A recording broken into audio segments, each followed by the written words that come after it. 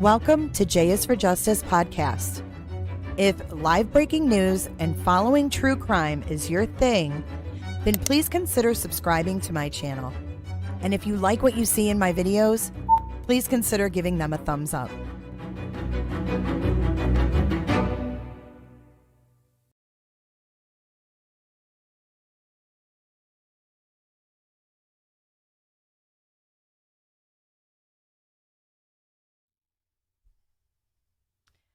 Well, hello, my lovelies.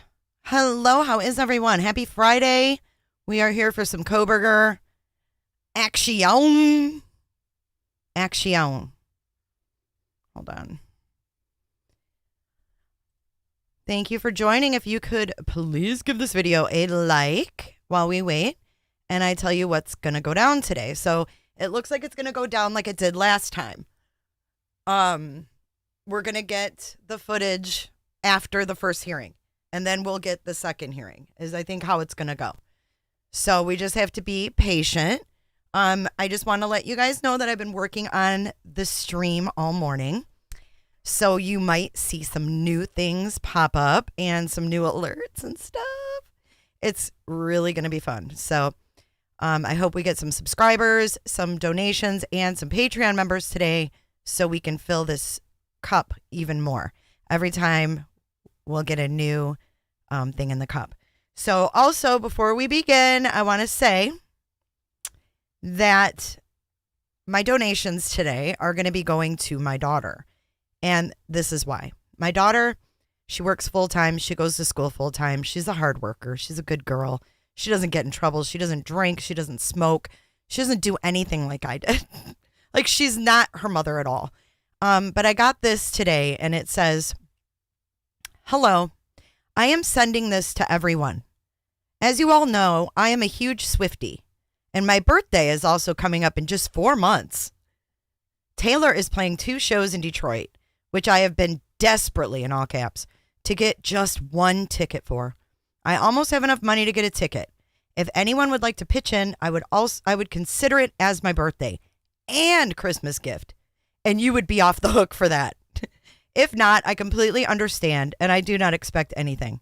But I have been working very hard with my new job and school, and it would be a great break to be able to see my favorite artist this weekend.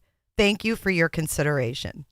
So today's donations will be given to Rachel for her Swiftie thing, because I know she was really bummed. She really tried to get tickets, and they were all bought up by scalpers. Look at my grays, guys.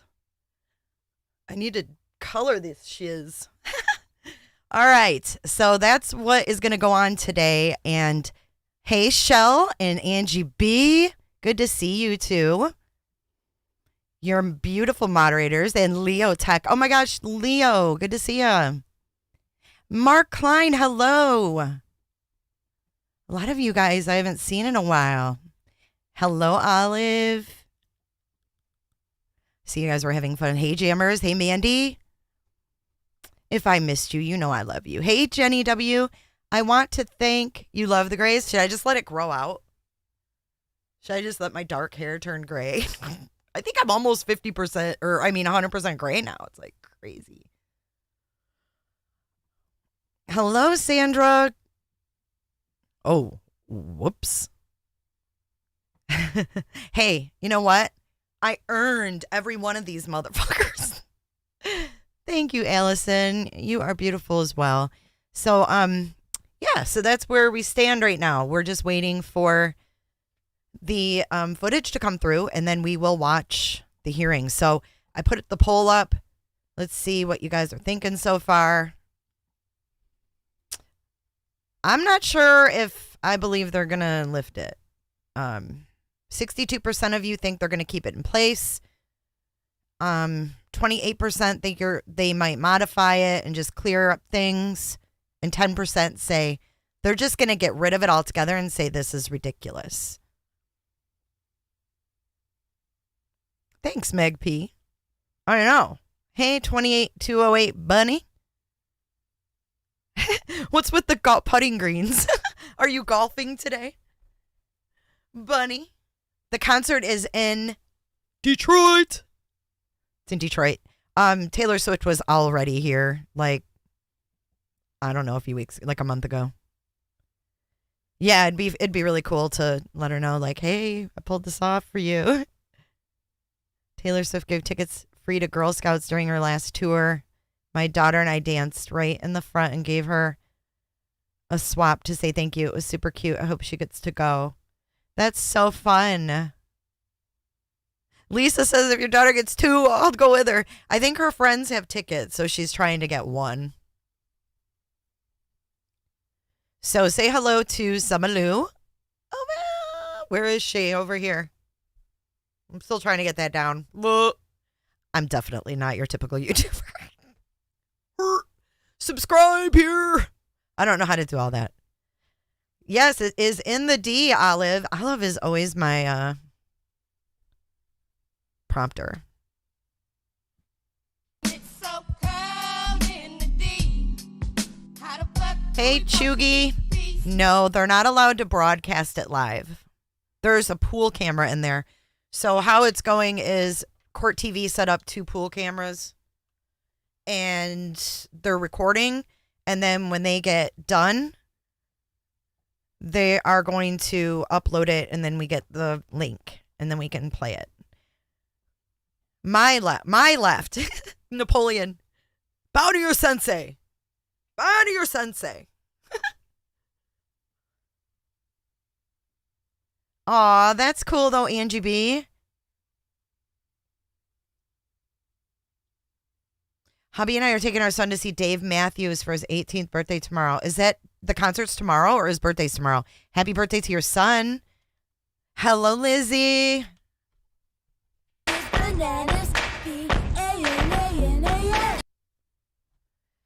Let's see what we've got here. When someone buys merch, I know there's not a lot of merch in the merch store right now because it was on the 411 channel. Now I've got to redo it again. It's just like triple the work, but whatever. This is what you will see when someone buys merch when I have a lot of merch in the merch store and everybody thinks it's awesome and it's selling like hotcakes. Did you hear any sound? Did it work? I don't know if the sounds are working on that. Oh, B-Day today. Happy birthday. Hey, Lars. I've missed you as well. Roberta. Oh, we don't want Roberta. Roberta is a thing of the past, but this is what the tip jar does, just to show you guys. No, I didn't get them fixed. They're still crooked, and I still have to balance them because his big fat melon. Oh, hi, Amy. Hey, Potato. Potato. Oh, I gotta play Potato's new intro for you guys. Dude, I got all my sounds back today, too. That's what another thing I was working on was getting all these sound effects to work again, and they all work. Waiting and watching you and coverage from Ontario, Canada. Haven't had time to follow you for a while. Thanks. Is that your cute dog? Yes. Hey, Liz. Thanks for joining. That is Summer, who just left me. Thanks, Sandra. Subscribe to both of my channels, guys. Subscribe to both. Subscribe to both and you won't miss a thing.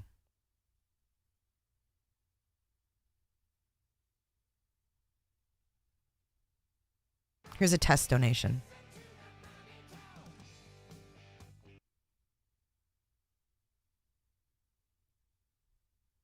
Could you hear the sound effect on that one? Hopefully. Hopefully. One-way ticket to heaven. I feel like you can.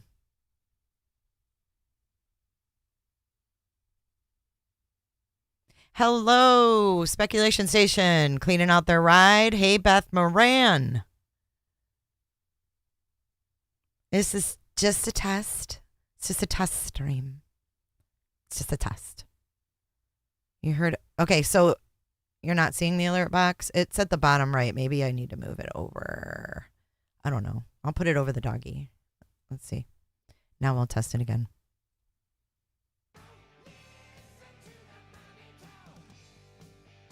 Woo! Go, John. It's just a test. Oh, it's too quiet? Okay. I didn't want him to be too loud, so I turned it down. All right, let's try it again. Thank you, John.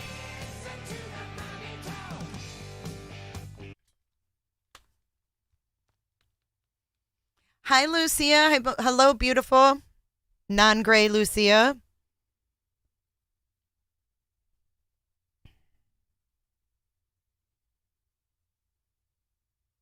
The hearing is going on right now. And then we get the footage after that. Yeah, that one would have been Money Talks. So that's for the donation thing. It is Money Talks. The merch one is really good, though. I don't know why you can't hear it.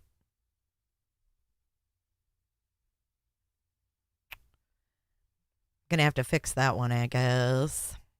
But the merch one is pretty cool. There's 2 of them. I covered the dog cam, but it goes away. Hello, Desiree. Welcome to chat. Everybody, welcome to chat. We're waiting for the hearing.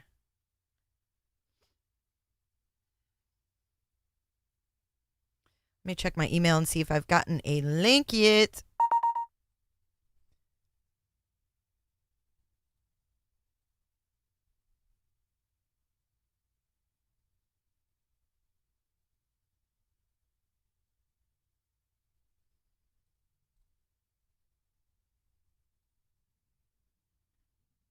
Not yet.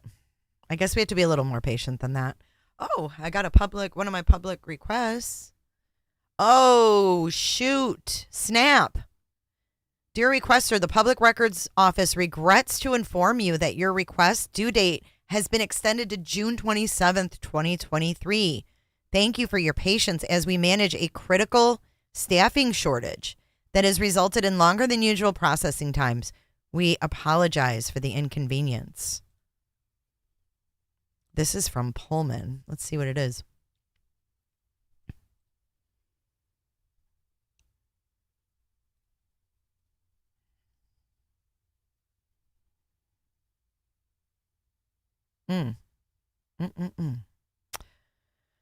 It looks like, wow, it's for the Bryan Kohberger stuff. Here, I'll show you guys what it is. Looks like they're putting me off. When is Kohberger's next hearing?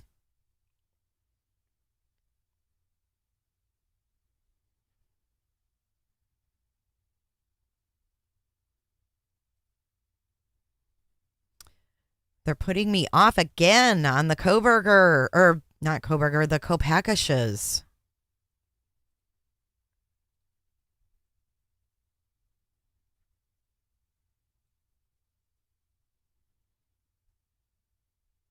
Hey, combat vet.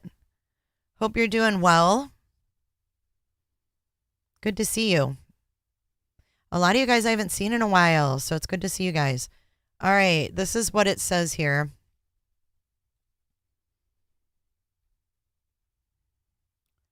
The first time I did it, let's go all the way down. January 17th, 2023, I requested this for the first time. And then they wrote me back and they said, this is what I requested. 911 calls for 12/14/2022 and 12/15/2022 regarding coffee shop apartments, body cam footage, or reports. Also requesting any reports, complaints, or record of Brentley Kohberger, 39 years old. Is he that old? We hope to complete our review of records by May 26, 2023. However, more time may be necessary. So then it says here added WSU Police Department. And then it says here they're putting me off until June 27th, 2023.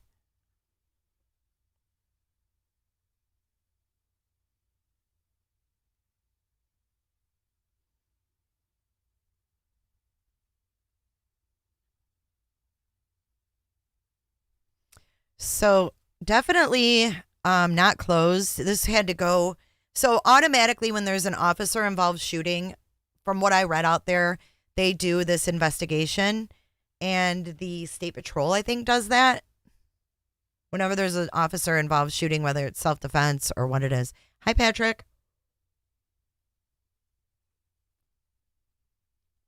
But you can see all of these requests that I've made.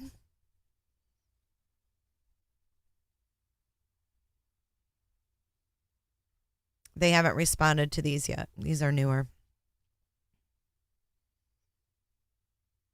But like I said, I made that one out in January. And then I sent them literally all these police blotters. So it might take a minute for them to get me all that stuff. But yeah, so that's the deal. And then this one here was on Kaylee, the one I was talking about yesterday. I wrote police reports, complaints, emails, phone calls for Kaylee Jade Gonsalves. And then they said, we hope to complete your review by June 9th. However, more time may be necessary. And then it says, dear requester, after a diligent search, we have been unable to locate any records This concludes the university's response to your request for public records. Guys, did you see a little bit? Hey, Casey. Did you guys see any of JLR's live that he was live before I went live? Did you guys watch any of that? Hi, Tracy V. Lars, the channel's not monetized anymore. Sorry. You can make a donation right there. What was I saying?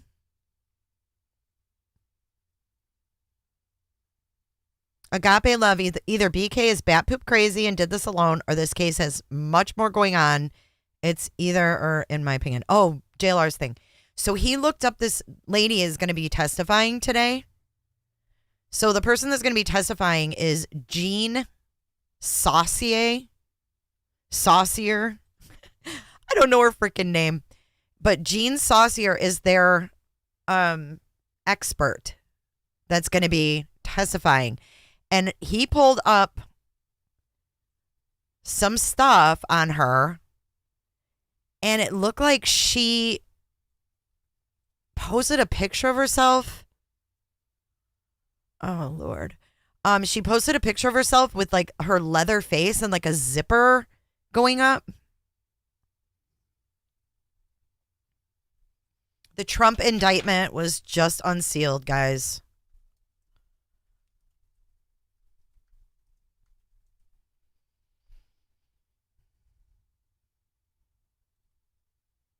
Let's see if they have it on here yet. Oh, here it is. Read it. I can't even. I really, really can't even.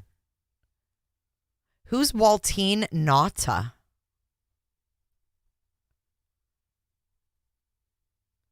Isn't that weird seeing an ex-president?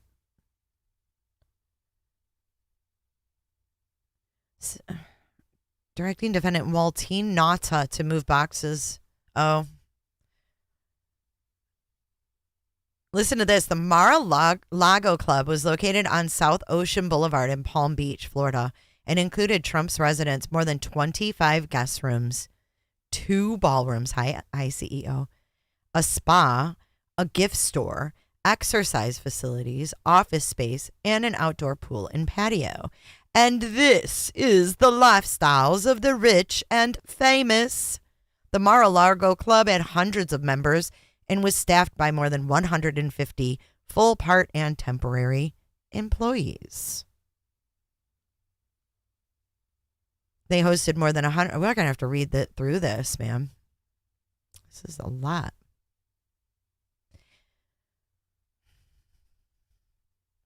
You think it's his lawyer? Could be. Here's a picture. This is Nauta and others moved some of Trump's boxes from the white and gold ballroom to the business center.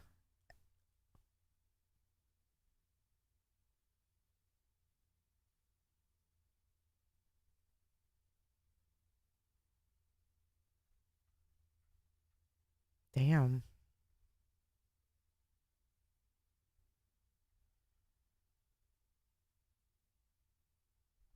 That's weird.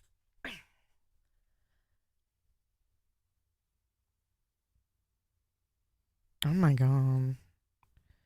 Okay, here's a quote. Well, with the senior military official, let me see that. I'll show you an example. He said that I wanted to attack country A. Isn't it amazing? I have a big pile of papers. This thing just came up. Look, this was him. They presented me this. This is off the record, but they presented me this. This was him. This was the Defense Department and him. Writer says, wow.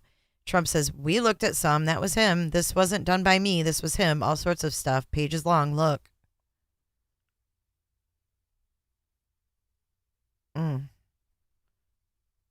That's crazy.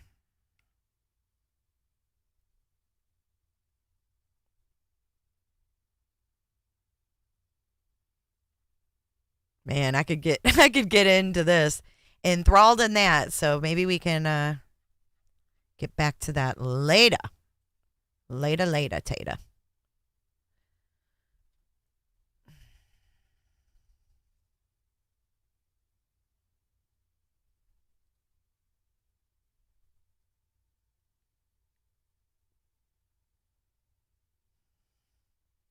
He is in big trouble.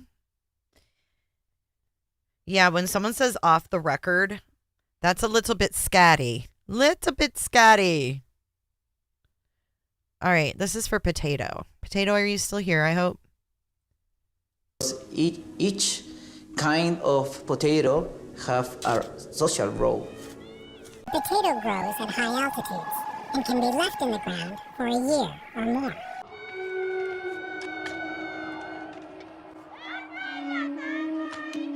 The potato was first cultivated between 8 and 10,000 years ago near Lake Titicaca. More than 5,000 varieties of potato. All for Potato. I just can't with the political stuff. It is just crazy. I can't. I can't keep up with it all.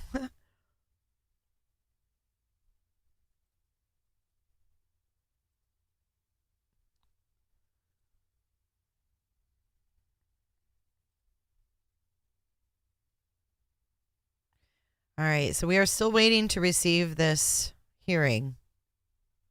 I will definitely pull it up right when I get it, you guys. This is mirroring last time. No one else has it yet. It is being recorded in the courtroom, and then when the first hearing ends, I believe they're going to come out, share it, and then they'll start the second one. Or they might do both and then release both. I'm not sure.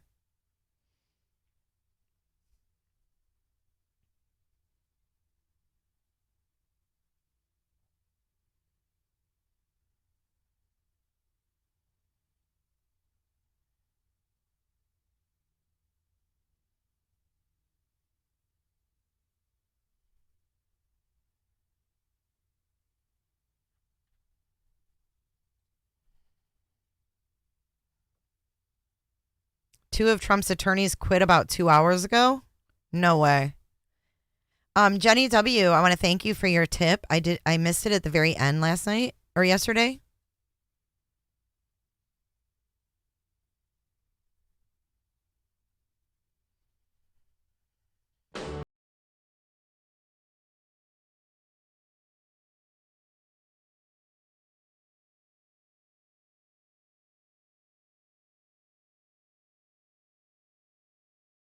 Is YouTube glitching? Bryan Kohberger's probably breaking the internet, guys.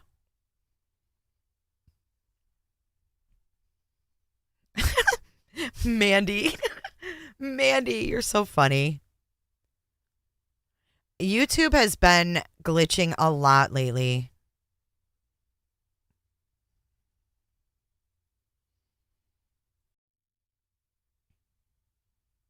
And here we are. Which screen you guys like best? Do you like... Oh my God, why is all of this going off at once? Stop it. Streamlab, that goes for you too, mofo.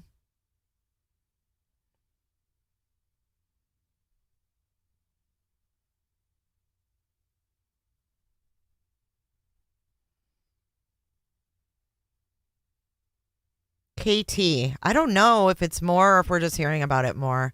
You guys, there has been so many bad stories on the news lately. What is going on with that?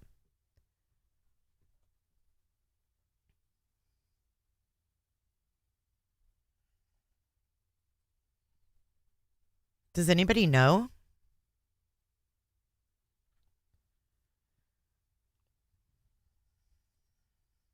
My threads are fresh and I'm looking deaf. Yo, what's up with LOC?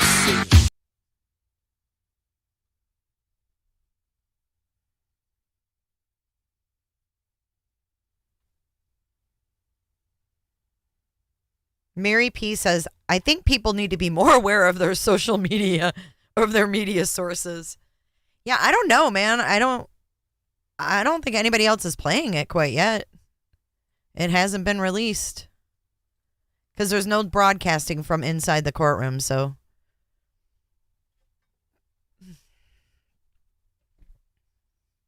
So, you guys, my little website is up. So, there's a little website. It's called www.j4j411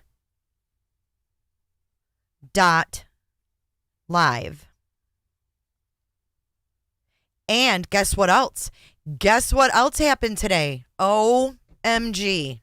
Joran Vandersloot. You know Joran Vandersloot? The one that, Natalie Holloway? Mm-hmm. He is in the States. Joran. And all this is happening at once. It's crazy town. I think we have video of him arriving.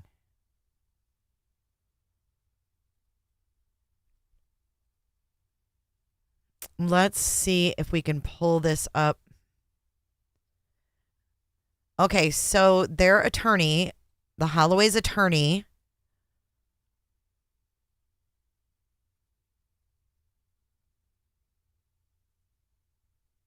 yes, that's what they do, Unseen. That's exactly what they do. All right, let's watch Joran because he is now on American soil, you guys. And I think Natalie's mom is going to hand him his ass. She's going to hand Joran his ass. That dude is a bad dude. Bad dude. He wants to be here. He loves it here. He doesn't want to be in a Peruvian prison.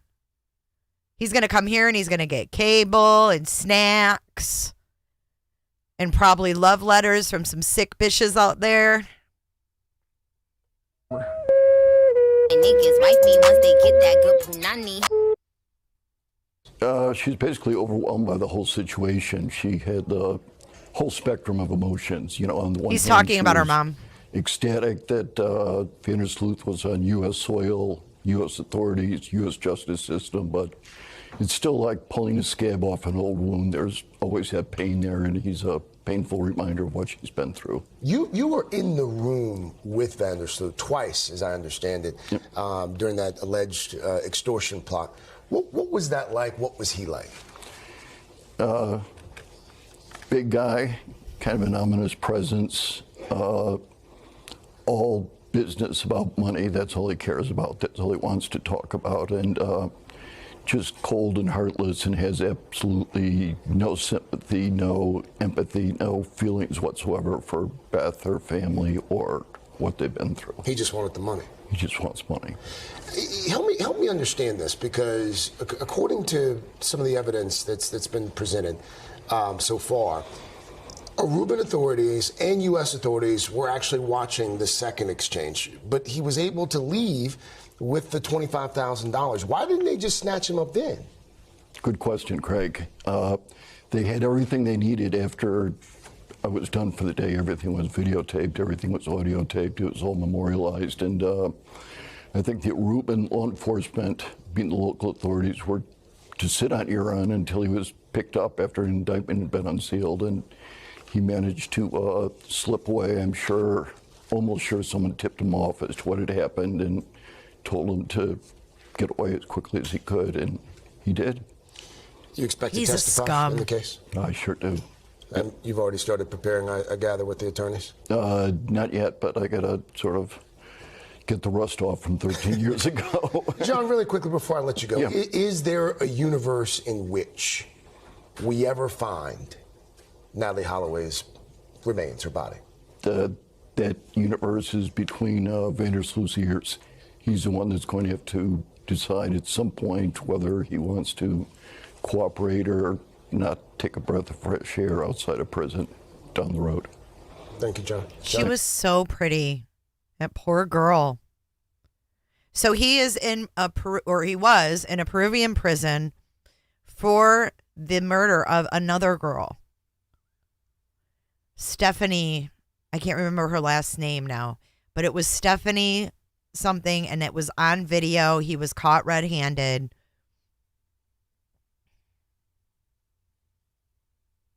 When's the anniversary of Natalie going missing, Mary? What's the date? So I wonder whatever happened to the Kelpo brothers. Remember them? Remember the Kelpo brothers? that he was hanging out with, they went to the bar with him that night.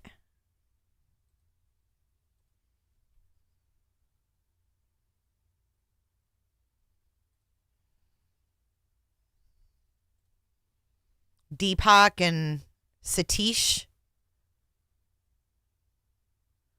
I think his name is. Let's see if we can find some info on that. Deepak and Satish. Yeah, Kalpo. Kalpo 2023. Deepak and Satish.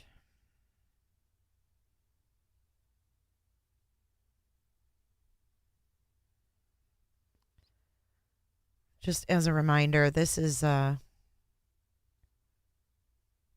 here's Urine and his dad. You remember that, Angie B? Deepak and Satish Kelpo?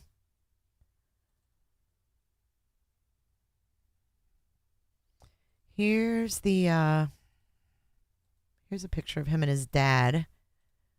Daddy-O. I think Dad like covered for him or something, didn't he?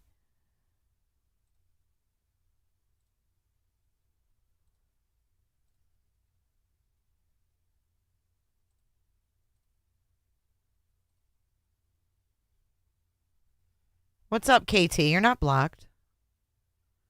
Do you want to be blocked? Keep it up. I'm just kidding.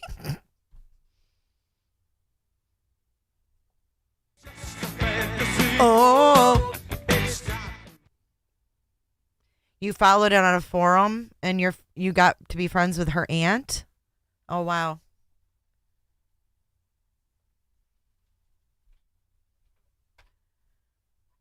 Paul Sloot. Paul Vandersloot. It's not urine, it's Yoran. Paul Vandersloot. Okay, so this is the picture that went out of these hoodlums back in the day. Yes, I said hoodlums.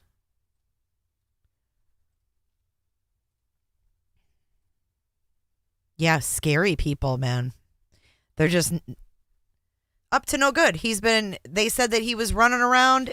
I watched a special on him, and they said that he was running around from the age of 13, 14, 15 years old, drinking in bars and picking up chicks and staying in hotels. There's the Kelpo brothers and Urine. Urine Vanderslut.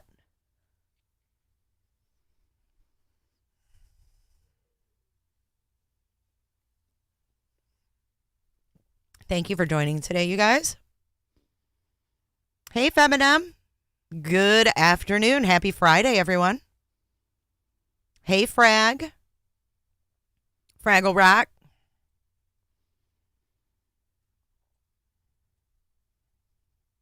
Urine from the planet Uranus. Oh, yeah, just bad peeps. Bad peeps. I always felt so bad for her mother. What a living hell this must have been for her. All this time, you know what? It's freaking tragic what happens to these families. It makes me ill.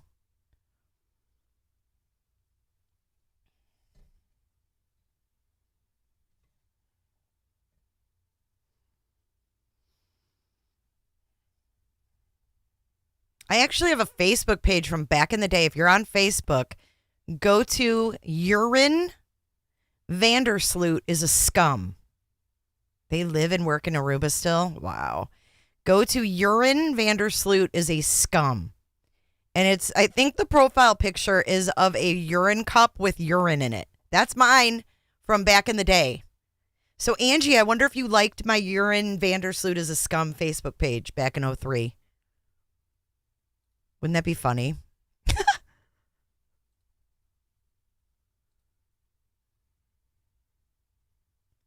We also need to, oh my gosh. Thank you so much, Shell. Shell just sent A donation towards the Swiftie tonight or this weekend. Thank you, Shell. I will definitely let Rachel know that that came from you. Thank you so much. Appreciate you so much. I appreciate you so much. Still no hearing yet. No hearing yet. Stacy, thank you for your Cash App donation. Dude, my daughter is going to have to come in here and thank you guys all personally. I'll make her make a video. If she gets to go, I'll make her make a video thanking you guys. She probably won't, though. She'll probably just do audio only. Okay, another thing.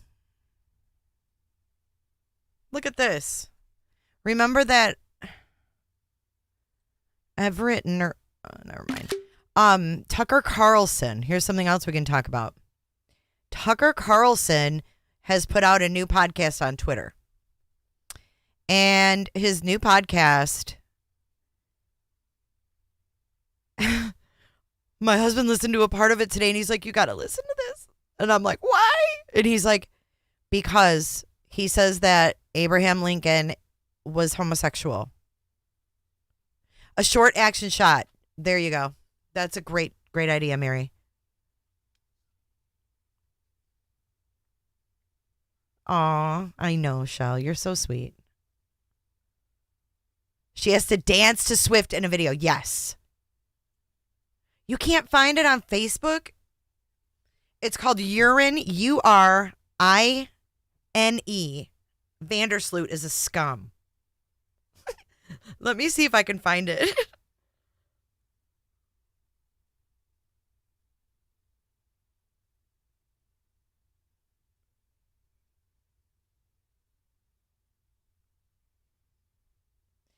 I have a feeling, too, that something's going on with, like, busts or something. I feel like there's busts, like, we're on the cusp of, like, some big, like, announcement from law enforcement. Like, federal law enforcement. And I don't know why. Like, I have no inside scoop or anything like that. It just seems like a lot of cold cases are being solved, and they're catching a lot of people. Okay, let me see here. I'm logging into my Facebook. No, I'm not babysitting. What do you mean? Babysitting who?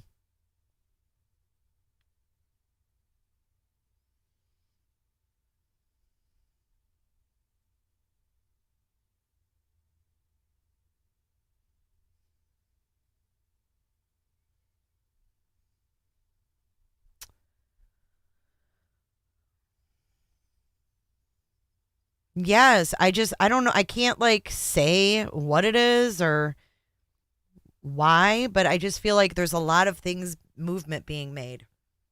All right. Urine. Let's see. Vandersloot is a scum. Yeah, here it is.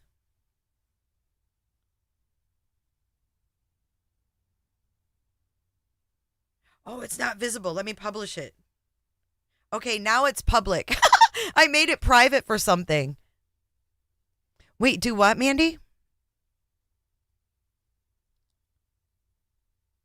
No. My daughter lives up north. My son is the one that has my granddaughter. Scott, yeah. Who's Scott Peterson? Why is it Scott with one T? Peterson? This is what it looks like, guys. You can't make this up. It's public now. Come like it. Come like it. This thing is really old. I haven't been on it in forever. 271 people like it and 258 follow it. Oh, shoot. Also, the Mormons sold their records. Research it. What's that mean?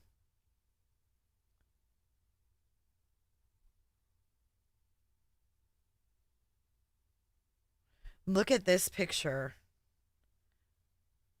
On the urine, Vandersloot is a scum.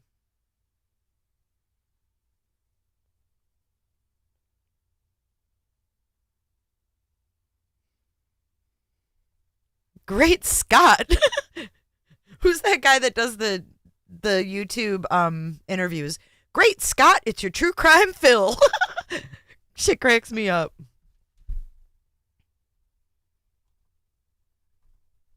Can't stop addicted to the shindig.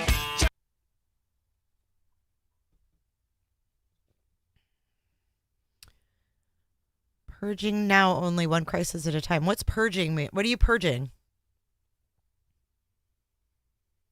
The ancestry records. Why would they sell them? Are they trying to like put some like is the actual church like trying to change the ways that it's gone, or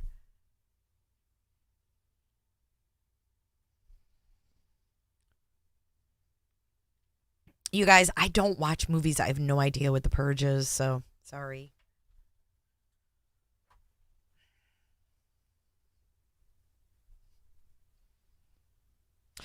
So sorry.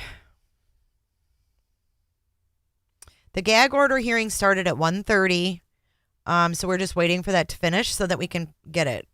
The hearing is being recorded, and then the pool will come out and they will disperse it out. And they're deciding today if there's going to be the 26th, I think. I can't keep all these motion hearings straight. There's a lot of them. Today is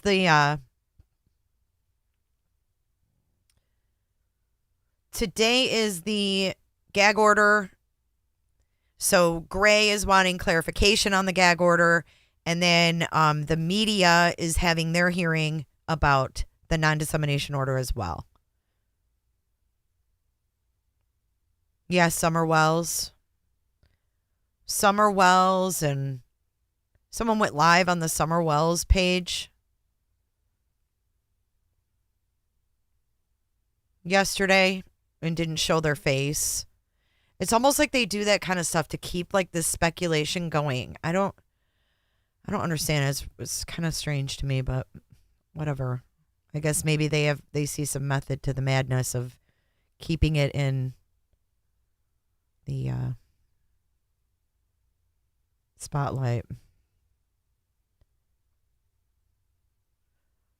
Ah, shoot. I forgot to multi-stream, didn't I? So I'm all set up to multi-stream if you guys want to watch on Twitter. Or not Twitter, on Twitch, YouTube, and Facebook. So the next stream is going to be on all three of those platforms. And we're going to be doing that every time. So you won't miss a thing.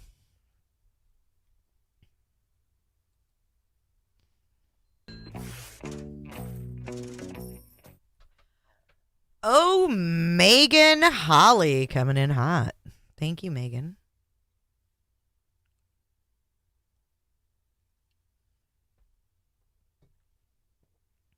Hello, not that Nikki. Good Friday to you.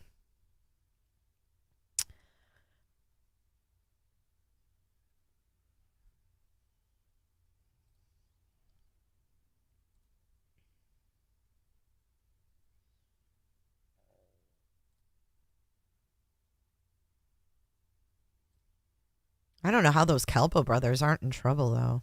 Maybe they will end up in trouble. Maybe Yorin will turn on him.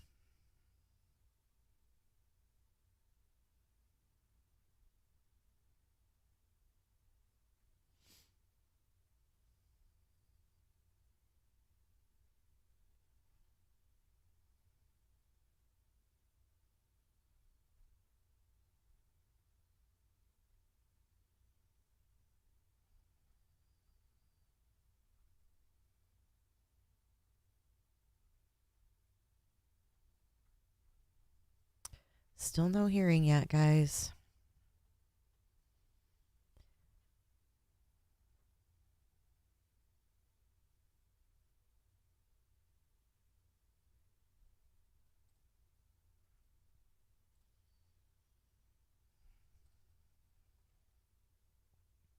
No politics, please, says Teresa.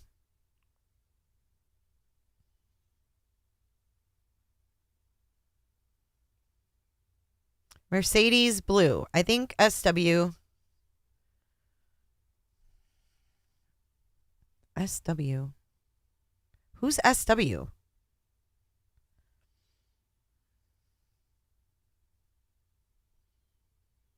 I think SW is a planned abduction for personal gain to collect the reward money and sympathy donations. They may have someone holding her. They are fully capable of trying to pull it off. Who's SW?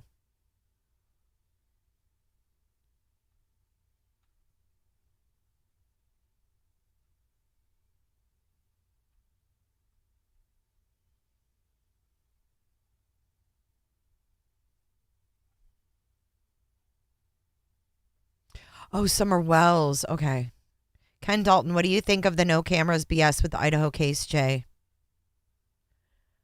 I mean, obviously, I want cameras in there. I'd rather have audio than nothing. I really hated that audio with the Daybell case, but they really cited the Daybell case a few times in those motions. So, sorry, I was thinking Shanann Watts, and I'm like, what? So let me reread that.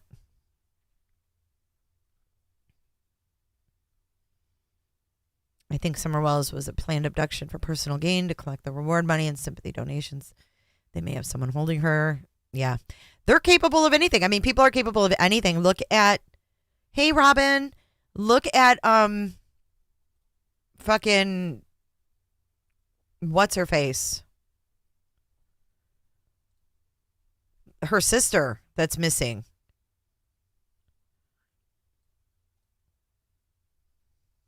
Her sister that's missing.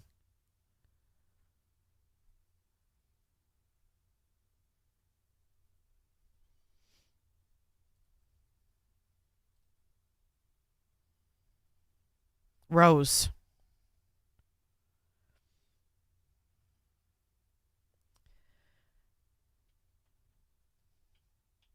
I agree. Yeah, I'd like to see the people because a lot depends on their like body language. You know, you want to see what they look like, who they're looking at. You know, you want to like study that because that's what makes it interesting. And then you sit there and you just hear audio, you can't get the gist of it.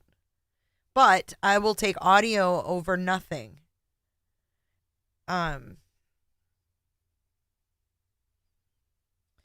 Angie, are you still with the Grands?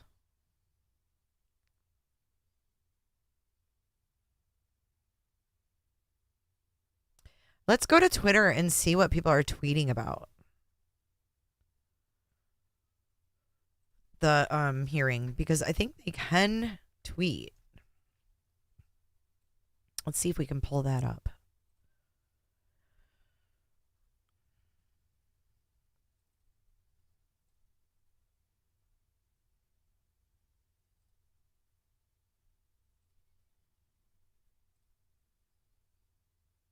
I was just coming over to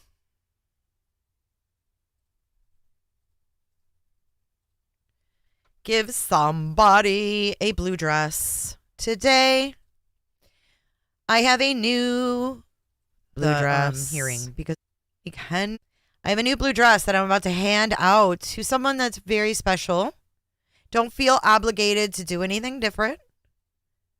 But Robin, you've been a really nice person to me. You have been, pivotal in adding things to what I do, and I thank you. So welcome, Robin, to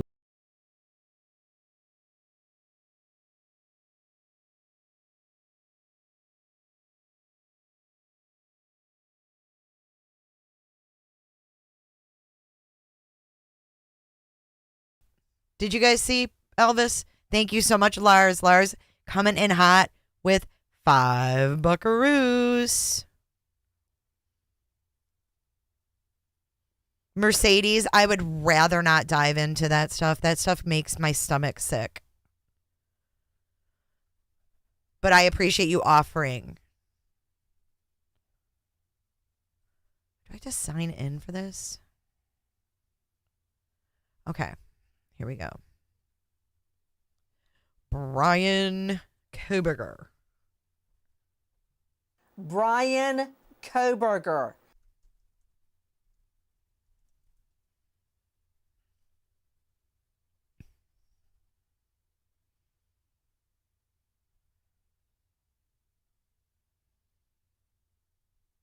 The second one takes place at 4:30, guys. Outside the house. Hey, did you guys see that Brian Enton did a freaking interview with Casey White? Did you guys see that?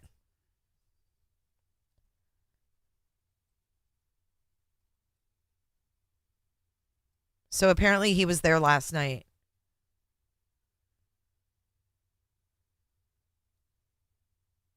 Aw, you're welcome, Robin. I appreciate you. Did you guys see, though, that he freaking did an interview with that Casey White guy, the one that took off with Vicky White, and she allegedly shot herself?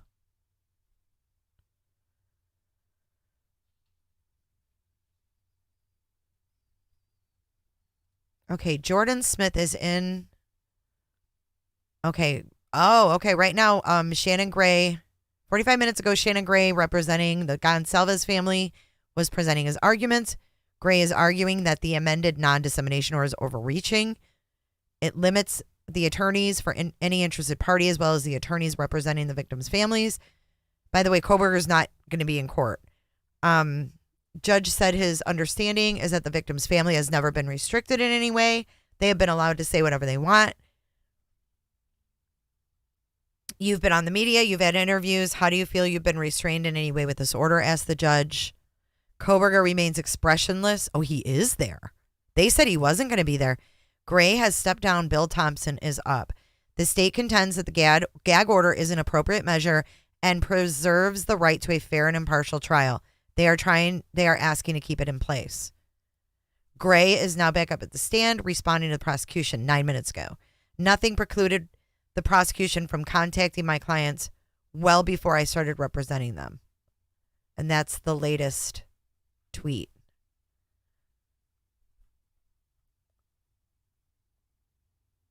Oh my gosh, Punani. Punani, I don't like hearing that. I hope you're doing okay, honey.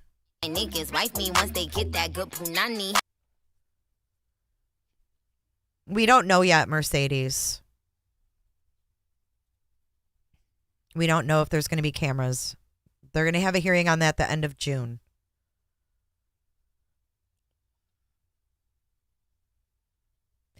Isn't Robin's new outfit sweet?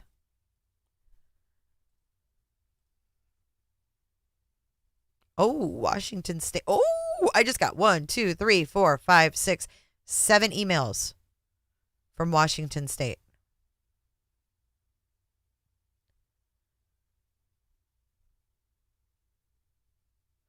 It has come to our attention that you have 8 open requests. As fair practice to all of our requesters, our office will be grouping your requests so that we will be focusing on one at a time and fulfill that request before moving on to the next. We will process your requests in order.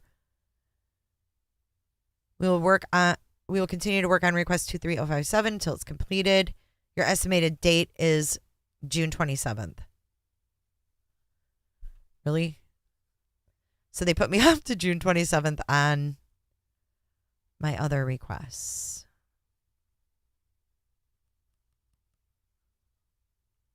These ones here are of the persons getting kicked out of the stadium that day. Someone called from the stadium phone, the PATS phone. I asked for that as well.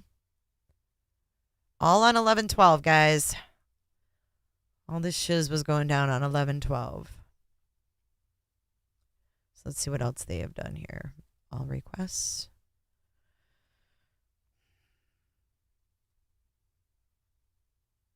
Yeah, so they're gonna start. They haven't done any of these yet. They have until the end of the month now. June 27th. How convenient. How convenient. Hello, heathen. How are you? Heathen, we are loving your wax melts, you guys. Heathen, go to her website, CaliGirlsCNC.com. Awesome shit. Angie B., hearing from one of the boys, CPS worker, gave me hope That's where this case is leading. Don and Candace are going to be convicted of all, including the neglect. I don't think CPS caseworkers can talk publicly. That's even worse than a gag order. Right? Wouldn't it be?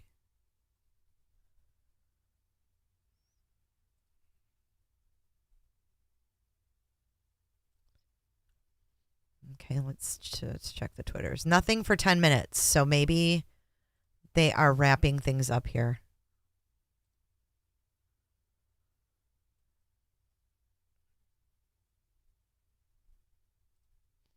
Because my YouTube is glitching too, guys.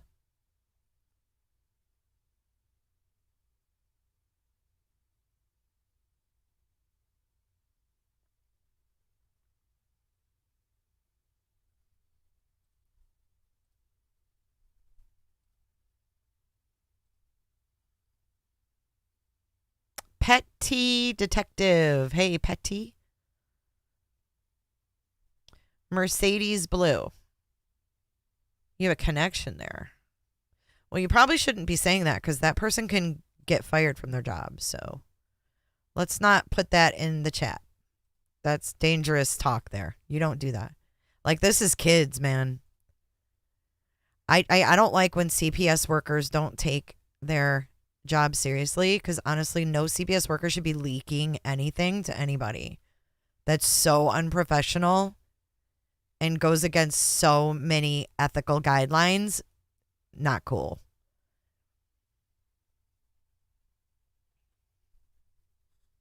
I just don't think they should do that. I don't care if it's a small town or the biggest town in America.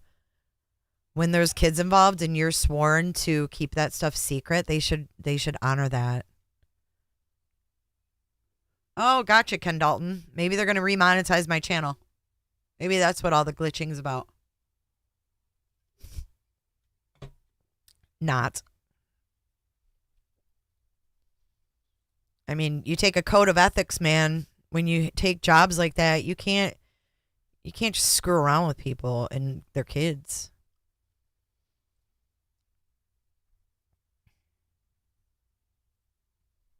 Latah County is following them. I'm going to follow them too. The judge will not issue a decision today. He will issue a written decision at a later time. In the meantime, the non-dissemination order remains in place. Court is adjourned. Well, we're going to be able to watch it in just a few. Gray's argument is mostly centered around how he and the victims' families are not parties to the case and therefore should have the right to speak freely. He's also criticized the prosecution for not sharing any facts about the case with the family.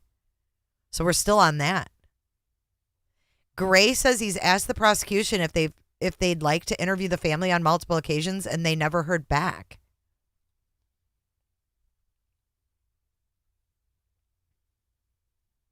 Isn't that weird? 7, look at this. 7 Washington men were arrested over the course of several days in Stevens County on child sex charges as a part of an operation involving several law enforcement agencies.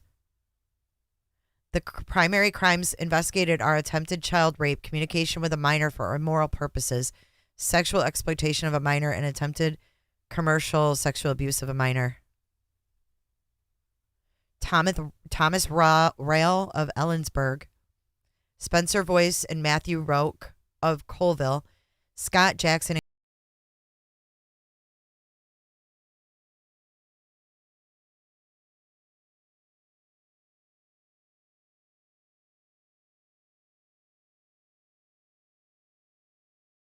Not showing him. Thank you. Who is that? True Crime Junkie. Louisiana. Oh my God. Thank you, True Crime Junkie. That was so generous of you. My daughter is going to shit her britches.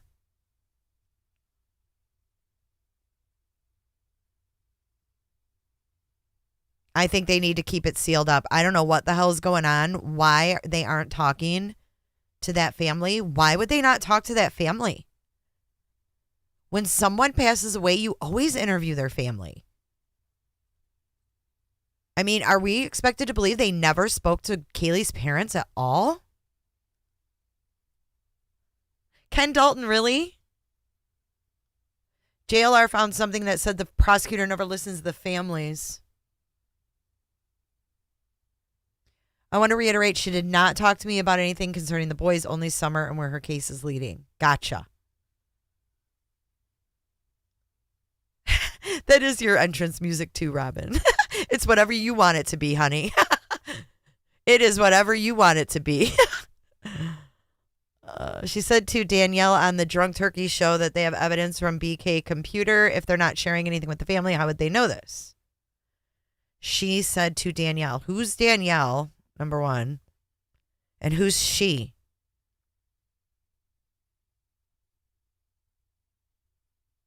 Hey, Patrick, we're talking about Idaho 4. But we were just checking the news, and it looks like they have arrested several men. This says this operation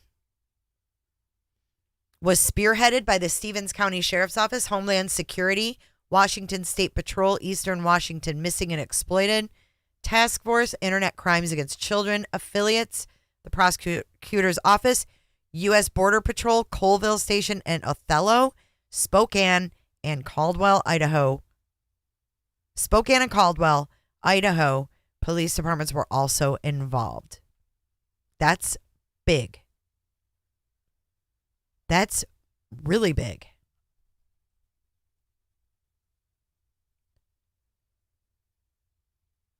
Claims of KG Mom on DT show? Bullshit. What? It's okay. Thank you, Punani. She said, Chrissy said to Daniel, who's Danielle, though? I don't know who these people are. Oh, Daniel. Okay, Daniel. I was like deep diving the realm of what? The trafficking realm? Well, yeah, she followed true crime. We all have done that. I don't think that's why this happened. Is that what they're alluding to? Because I don't think that's why it's happened. Everybody deep dives that shiz. The judge will hear another set of arguments at 4:30 p.m. All right, let's see if we've got our footage yet.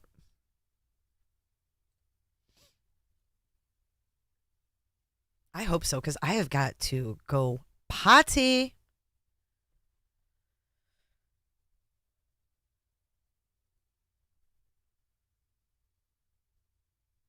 For donuts.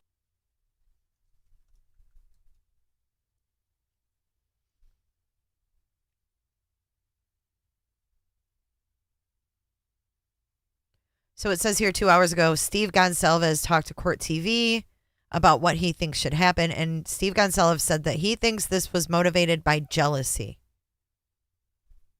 He thinks this was motivated by jealousy. Jealousy of what, you think?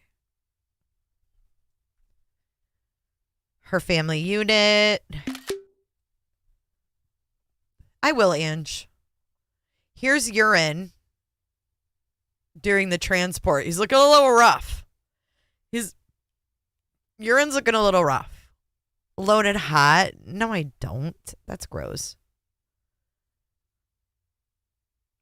Marie Chin West. I just want to say thank you for all you do. I plan to send some funds today on my lunch break. Well, I appreciate you, Marie. Thank you so much. I've been following. Oh, here's another one. I've been following you for over 3 years. I was the one who went to school with Patrick Frazee, and my parents' house was 3 down from Kelsey. And I had the pic of Patrick from my yearbook. Oh my gosh, how are you?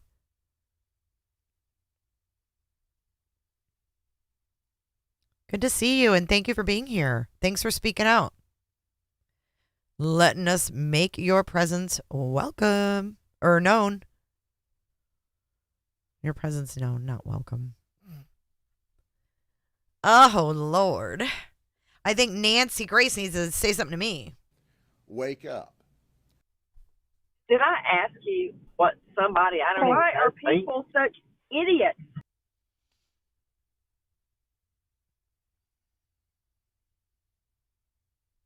Jealous of not being like that house. He hates what he couldn't have. Yeah, I think he hated frat guys. I think he hated that whole scene.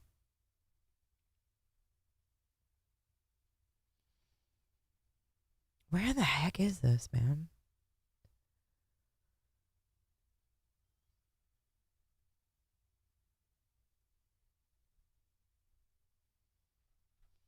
Still waiting.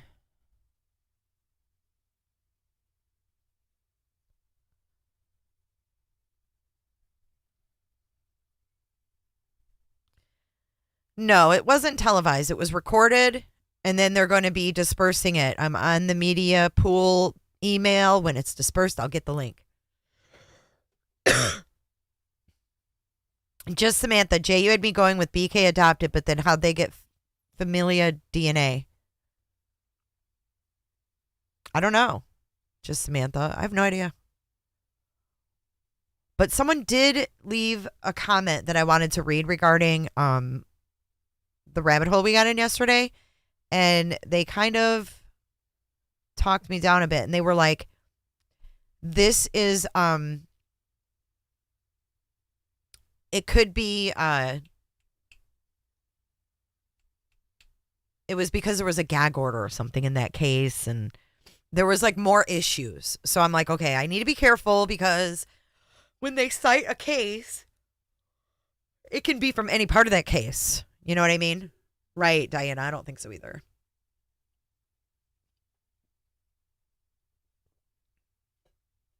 But what if they got that DNA and it came back to somebody, like, matched other stuff? The original DNA, I wonder if it matched other stuff. What do you guys think of that?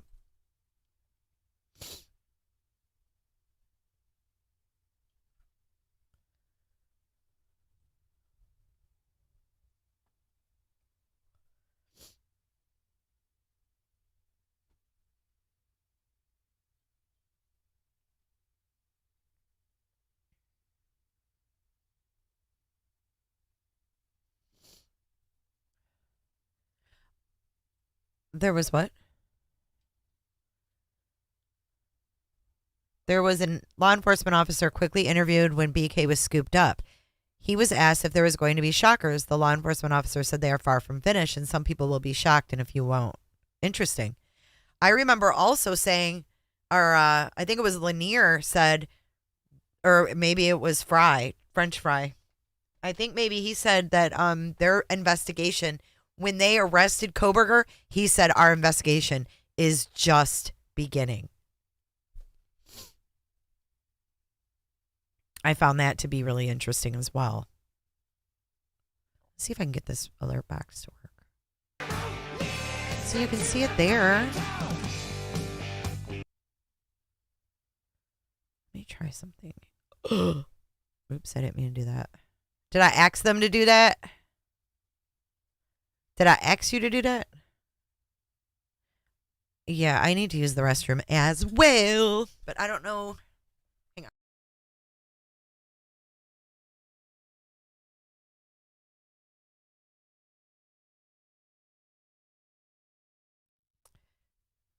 See, I need like a cool, like... I'm sorry, just Samantha. My head still spins, though, because there's a lot.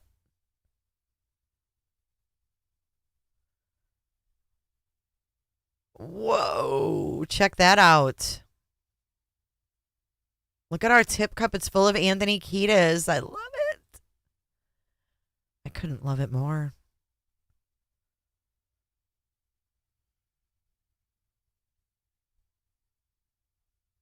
Where do you see him in a suit and tie?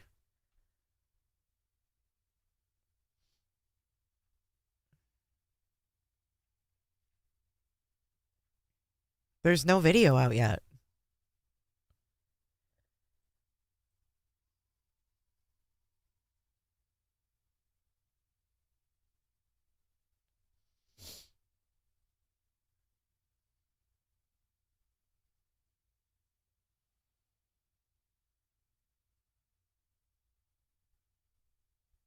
It just ended, so they have to upload the the hearing.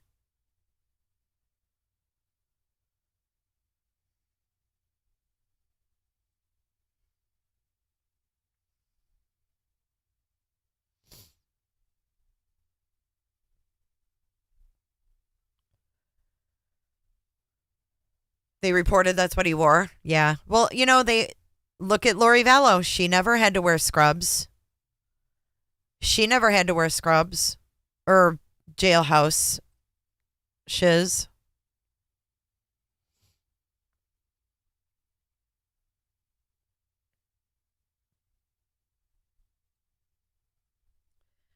Do, do, do, do.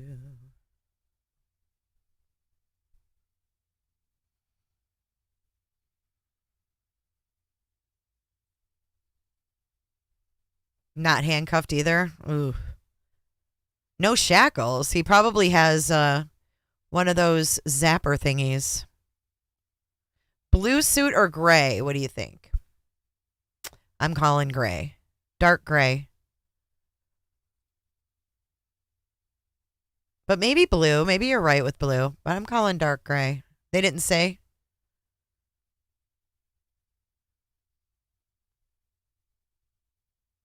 Shell, go pee and get a Coke Zero. I will.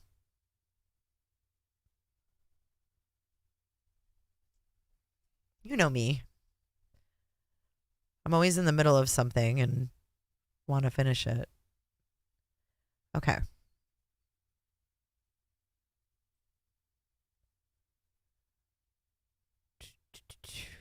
So no decision in the gag order anyways. He said he's going to write a written decision later.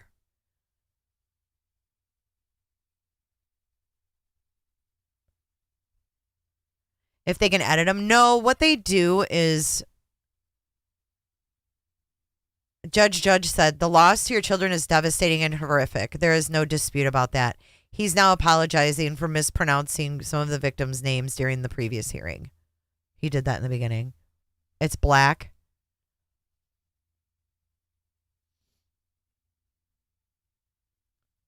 Well, there is cameras. It's just not live. No, I don't think they edit them. What they do is they record, then they have to upload to their site that they put them on for us, and then we have to wait for that link because it's not allowed to be live streamed. Thank you so much, Robin. Appreciate you so much. All right, I am going to go use the restroom, Nikki. Daisy Dead, how are you? Daisy Dead, how are you? Let's, here,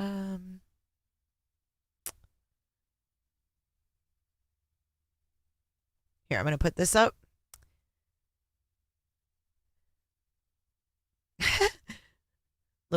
Little thumbnail for you guys. Oh shoot! Probably shouldn't put that up right now. People are gonna be like, "Who is that? What's going on?" And Lars in Switzerland, you are amazing. Ken will find that out at the end of the month. They're going to be doing a hearing to find out if there's going to be cameras in the courtroom.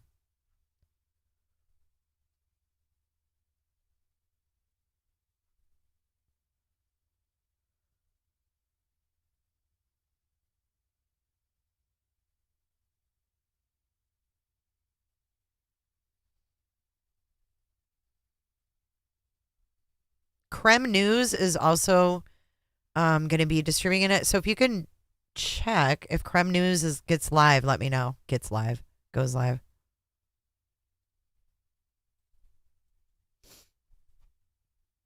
Taiwan, Tammy Lynn. Thank you so much. Oh my gosh. Taiwan, girl.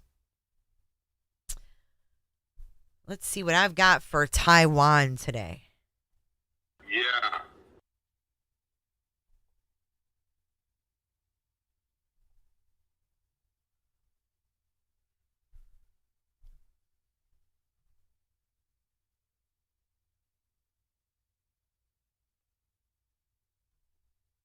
I'm sexy and I know it.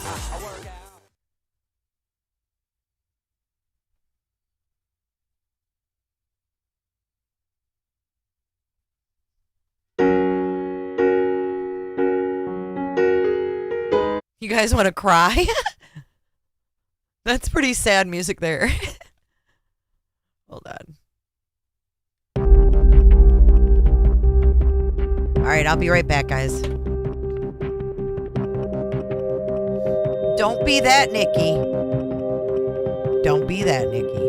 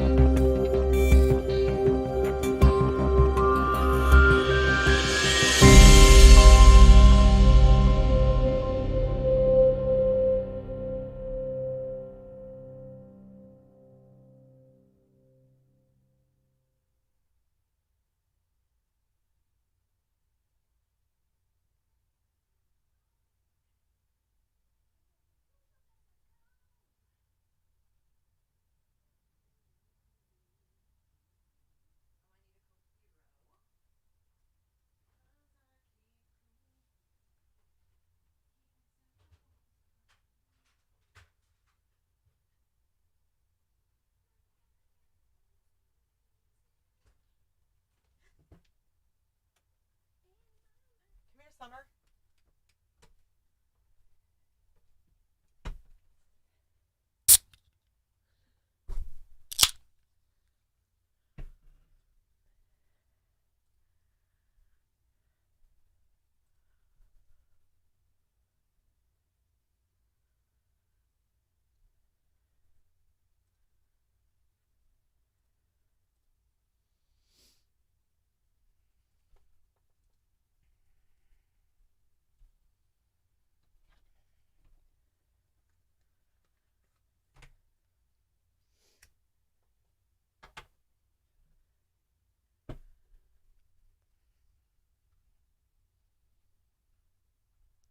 All right, guys, I am back.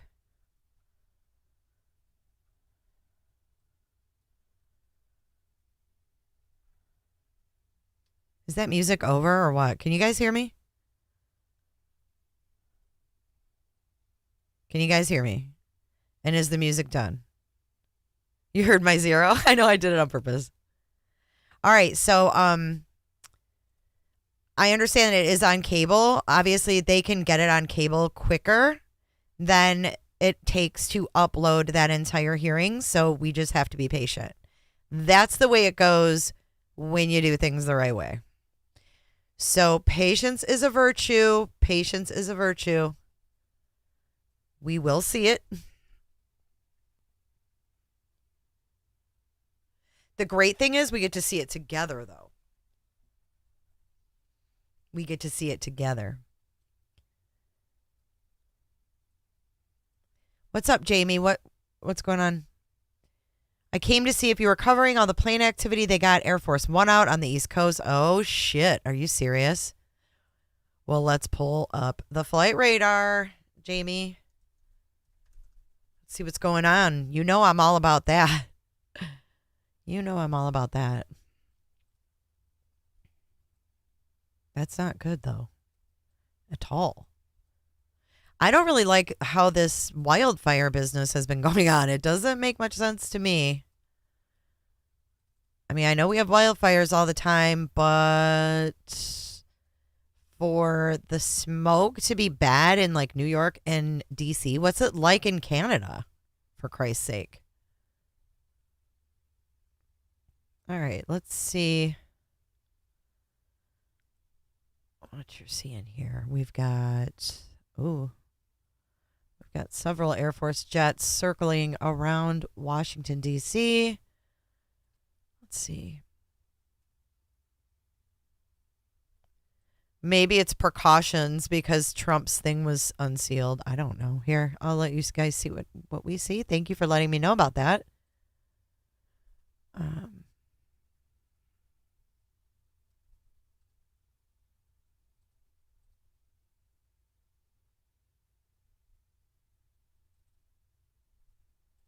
You used to live in California, Jammers? Let me guess. You move around because of military, right? Seems to be what a lot of people...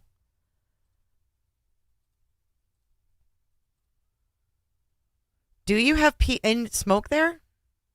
Yeah, that's weird. It's just weird.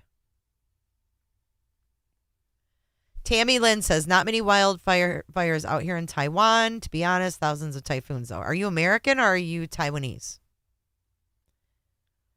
Yeah, we haven't heard of any weather balloons in a while. It doesn't mean they haven't been out there, but is it a coinkydink that we have all these weird shit flying over and then we get these... Look at this crap. There's 3 of them right here. Where is Air Force One, though? I didn't think Air Force One was labeled. This plane here is circling around, and it is Swearingen Metroliner, 8,100 feet. And then these guys are 1,000. They're low. Those are at 1,000 feet. This one is 16,000 feet. That one must have just taken off over here. This one here, 12,000 feet. And they're just circling around. You can see over here is D.C. and Baltimore up here. We've got Prince George County Police Department. Let's see what else. Children's National Health System.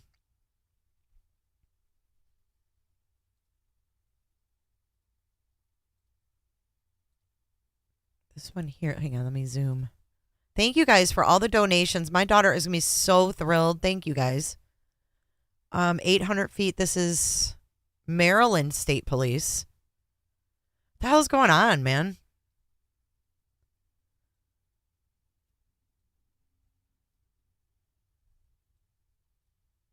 Here's another Air Force jet. Oh, that's the one. Look at that. What are they doing?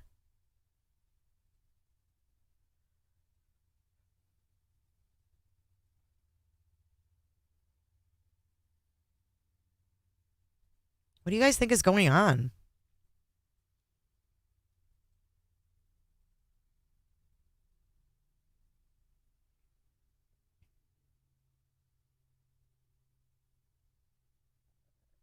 Teresa thinks it's fake. You think what's fake? The flight radar? This is like the actual radar.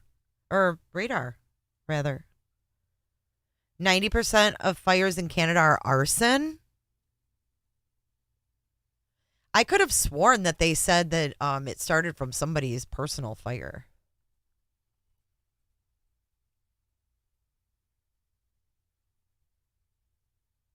I'm glad it's getting better for you guys. Jamie, I know it's weird. Sus, she says. She has the crying face. The former president in 38 federal charges. What is going on? Twitter might know. Nobody knows. All I know is I want to watch Kohberger. Mercedes, they are over. It's on the screen right now. This is where they are. Hope you guys can see that good.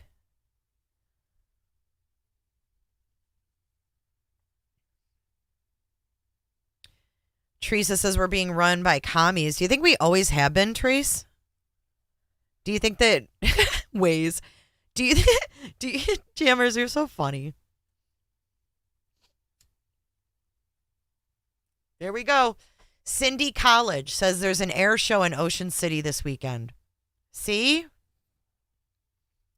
Logical explanation, right? Logical explanation.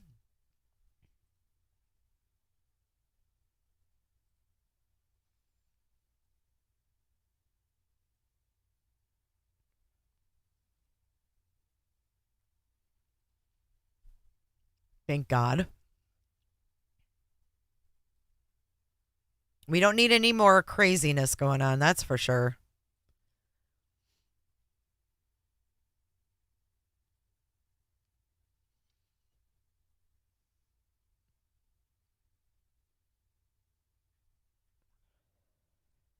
Still no hearing.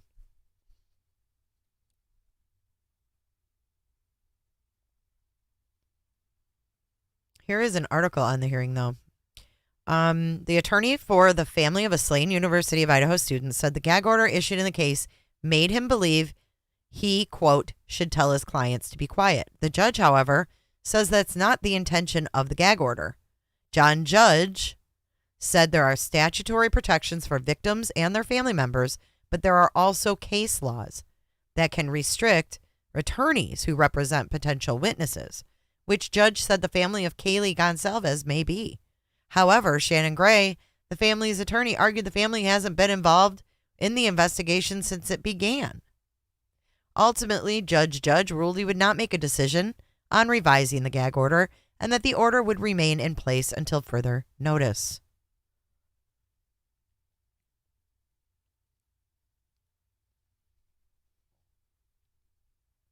And if you recall, Gray met with Judge Megan Marshall on January 12th to discuss the gag order, and this was a secret hearing. Gray said he told Marshall he did not believe the Gonsalves family or himself were parties in the murder case and therefore were not subject to the gag order. According to the documents, Marshall said she, quote, mistakenly believed they were parties. And then Gray emailed the Latah County Prosecutor's Office for clarification, and he never got clarification or Marshall's email.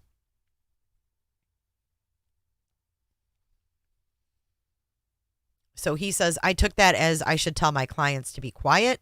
I disagreed with every point of Judge Marshall's in that meeting. Judge agreed with Gray's statement that the family is not a party in the case and said it is clear in the case law. According to him, there are statutory protections for the victims and their families. That case law states that attorneys who are representing witnesses can be restricted to some degree, partly because they have access to material that should not be shared with the public. Although not stated publicly, Judge said the state has suggested that the Gonsalves family are potential witnesses. Gray argued, however, that the Gonsalves family has never been involved in the case. How can we be witnesses in the case if that hasn't happened? Gray asked. The idea that there are possible witnesses is their attempt to shut me up. Bill Thompson denied the claims that the prosecution had not interviewed the family. According to him, law enforcement has tried to interview the family, but Gray has not allowed it. Kohberger's defense attorney argued that the Gonsalves family is involved in the case because they have rights to certain aspects of the case. Given the amount of media coverage the case has received, the defense claimed speaking with the media would be, quote, twisted into an attack on my client. Both the defense and the prosecution argued the safest course of action was for anyone involved or potentially involved in the case to refrain from speaking to the public. Ultimately, Judge said he would not issue a decision. He would issue a decision at a later date and get it out as soon as possible.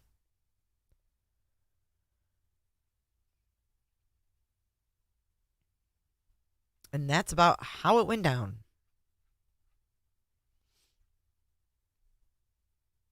And hopefully we get that footage very soon. Very soon.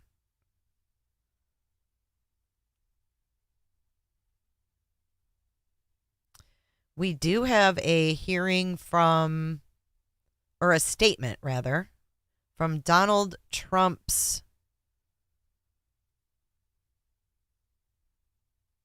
Hold on. We can. Oh, we've got the hearing. We got the hearing, guys. Here we go. Pretty sweet, huh? Won it from Northern Quest. All right, guys, I'm getting it pulled up right now.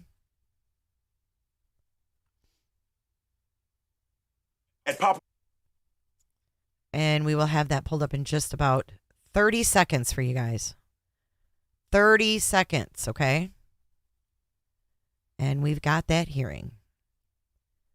Well, hopefully Judge will he said as soon as possible. So it should be sooner than later, I would think.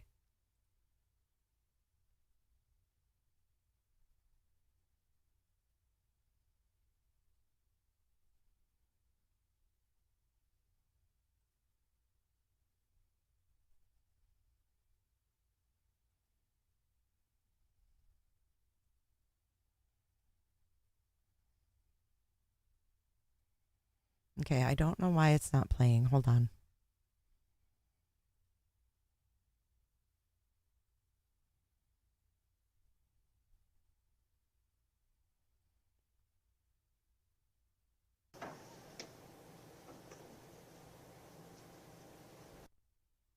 All right, here we go.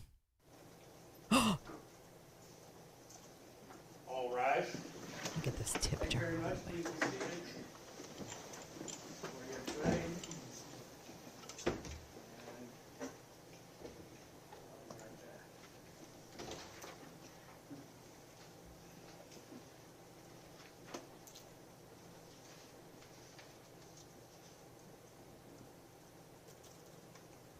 Looking like a schoolboy.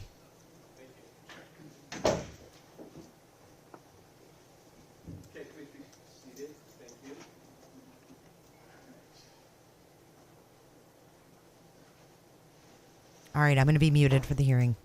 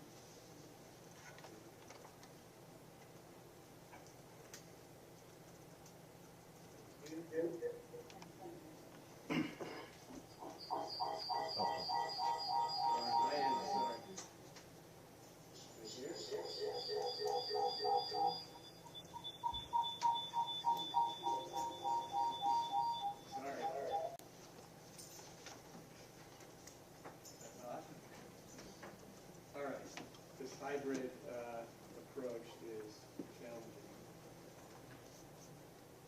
Okay, so let's get on the record, please. We are now on the record. This is State versus Bryan Kohberger, CR 29222805. We're here for a hearing on the Resolvis family's motion to appeal, amend, and/or clarify amended dissemination order that was filed back on February 3rd, was delayed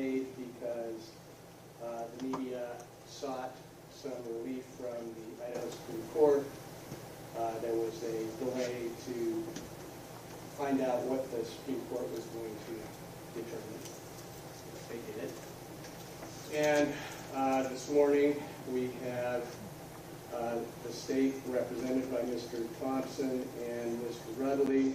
Mr. Kohberger is in the courtroom, represented by Ms. Taylor and Mr. Logston. And I believe Mr. Gray is here. There he is. Let me sit back here, Your Honor. And I believe some of the family is participating, observing on Zoom.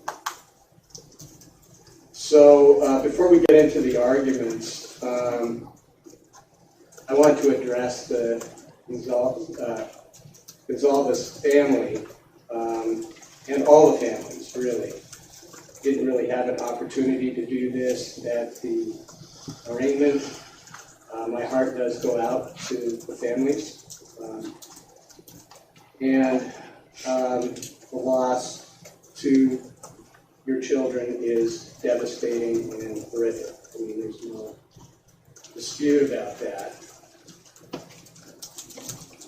I also want to acknowledge and apologize because at the arraignment, I did stumble over a couple of the names, Kaylee's name and Zaynab's name, and I want to explain that. I was up all night, really ill, probably food poisoning, and I was not at full potential. Probably also some emotion and nerves as I read those names. And I'm sorry, so that's my apology for that. I know some people were concerned about that and I wanted to address it. I also wanted to explain a procedure at the arraignment that apparently drawn from the media that some people were confused when Mr. Kohberger declined to enter a plea. And I just wanted to clear that up because I didn't really see any explanation about that in the media. That is Mr. Kohberger's right. And under Rule 11A1 of the Idaho Criminal Rules, this is a quote, if a defendant refuses to plead, the court must direct the entry of a plea of not guilty. That is not unusual. But reading the media, it seemed like somewhat mysterious. So I wanted to explain that, particularly to the media. It's a small issue, but it's somewhat, well, I think that I have an obligation, just as the media has an obligation, to help to educate the public about the processes that we are responsible to follow in the courtroom, and that's important for journalists. That's also important for the citizens. So, if you're curious about that, you can always find the criminal rules on the Idaho Supreme Court website. And it's very, very easy to read them and maybe get a better understanding. All right, so that's my speech for today. Mr. Gray, come on up.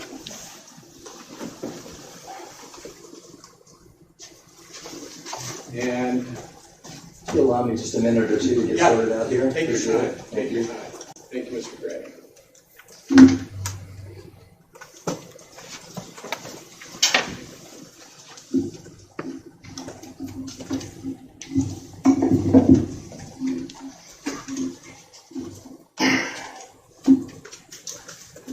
Can I proceed, Your Honor? Yes. Thank you, Mr. Gray. First, Your Honor, we'd like to thank you for apologizing to the victim's family. I think it was an emotional day for them, and they appreciate your apology. I know that they took that part up. Thank you. I first want to start with a procedural history of this non-dissemination order, if I could. On January 3rd, 2023, the Judge Marshall submitted a non-dissemination order. And in that order, it applied to parties in the action.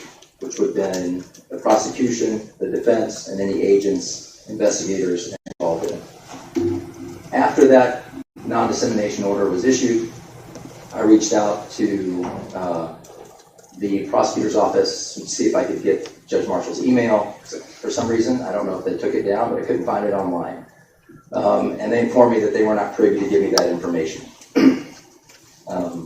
Then on January 13th, there was a Zoom call that was requested by Judge Marshall. That Zoom call was requested at 1 o'clock on the 13th.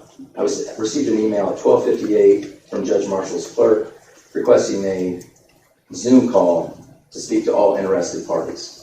The Zoom call occurred at 4 o'clock p.m.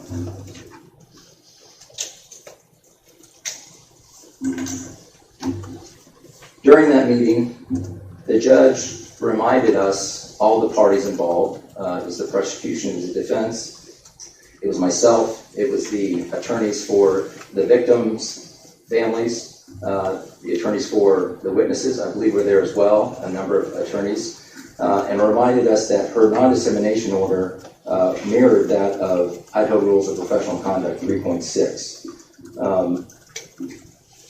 As part of that hearing, and I think it's details here, she talks about the rule applies to all lawyers participating in a Zoom meeting, the state and the defense and all attorneys for the witnesses. When she had that Zoom meeting, and I've requested the transcript from that Zoom meeting and haven't been able to receive it yet from Judge Marshall's court, so we could have a full transcript of what went on that day. But as part of that meeting, I had questioned Judge Marshall regarding the victim's family and whether or not they were allowed to speak to the media based on the fact that she had said all interested parties as well in the initial non-dissemination order. I didn't receive any clarification. I was just instructed to go back to Idaho Rules of Professional Conduct 3.6, as well as I was told, and this is in quotes from her Zoom release, take their duties in utmost regard in conducting themselves and advising their clients. I took that as I should tell my clients to be quiet. She reiterated that again in the Zoom call by saying that I had ethical duties ascribed above in the Idaho Rules of Professional Conduct for commentary of Rule 3.6. And she reminded me later that lawyers have a responsibility in giving advice to their clients. I disagreed with Judge Marshall on almost every point during that meeting. As well as, if I had known that we were going to be discussing the Idaho Rules of Professional Conduct in that issue, I would have prepared, but only having a 3-hour notice didn't allow me, and not knowing what the subject of the meeting was going to be, didn't allow me to address those issues at that time. Now, after the non-dissemination order in January 3rd and then the January 13th, 2023 meeting, the judge amended the non-dissemination order on January 18th. And she basically repeated the same order, except for she added the attorneys for any interested party in this case, including attorneys representing witnesses, victims, or victims' families, as well as parties to the above entitled action. So you can see the difference is that the first one dealt with parties to the case. The second one went way over the top, addressing all attorneys that might be associated with the case, or any attorneys that might have an interested party in this case. So that's where we are today. I filed a motion based on that additional language. Now, I'd like to get into some of the issues here. It's very clear that I am not a party to the case and the victims' families are not a party to the case. That's very clear through all of the case law, as well as... Can I interrupt you? Yes. There's no dispute about that. Okay. Then your clients are not parties. The only parties of this case are the state and Mr. Kohberger. That's clear. That's clear in the case law with regard to any victims or victims' families. there are constitutional protections and statutory protections for victims and their families. I would agree. That's well established. So let's get into the actual non-dissemination order itself, how it addresses to me personally as the attorney for the victim's family. This non-dissemination order, of all of the cases and all of the motions that were filed, and referencing every case that was listed in this case, none of them apply to a victim's attorney, an attorney representing the victims. The Idaho v. Tapp case was an attorney speaking about a judge who he was in front of. The Good case was a defense attorney that spoke to the media. The Mezebov case was a defense attorney and a prosecutor. The Morrissey case was a defense attorney and a press conference. Barner versus Delahunty was an attorney and a judge, all parties to the case. Cutler was a defense attorney, U.S. v. Cutler. Zhao versus Slav was a defense attorney. Irwin versus Dowd were the prosecutor's actions and speaking to the media. Shepard v. Marshall, Maxwell, is a trial publicity regarding the prosecutor's actions prior to trial. None of those things apply to the victim's family or the victim's attorney in any way. Now, I do agree that the court has the power to control those that are parties to the case and that are involved in the case in some way. But we have to define that, what means involvement in the case. Part of that is that the judge referred to the Idaho Rules of Professional Conduct 3.6, trial publicity. She references that multiple times as the basis for her non-dissemination order in this case and how it might apply to me. If you'll read the first paragraph, a lawyer who participates or has participated in the investigation or litigation of a matter shall not make extrajudicial statements. That is not me. It never has been me. It can't be me because I'm not involved in the litigation. She also says...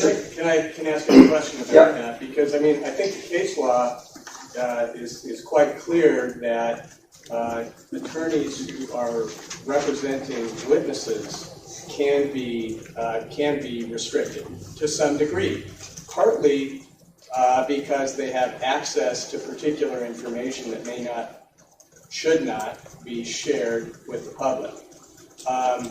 And if I'm recalling correctly, the state has suggested or has determined that your clients are witnesses potentially.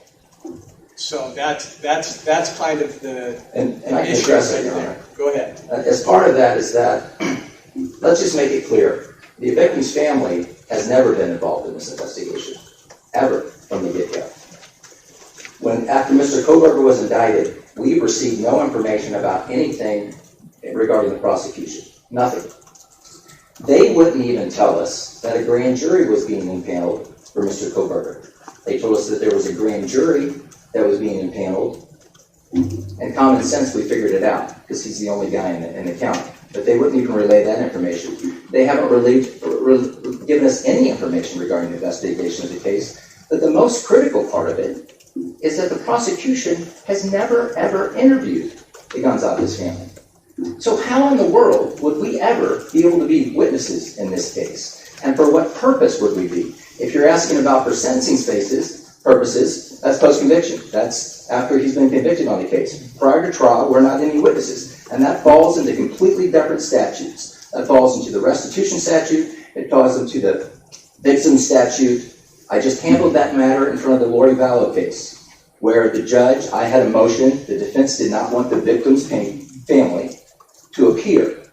And so the judge had to make a determination whether they were immediate family, because it was the grandparents. Completely different statutes because that was post-conviction. And those witnesses were allowed in the courtroom and were involved in the sentencing aspect of it. Okay? So we are in a very, very different factual situation here. I'm not asking as a witness to the case, they've never ever told us in any way how we would be witnesses in this case, other than the conjecture that we may have potentially. That's not good enough to stop the free speech of the victim's family as well as myself.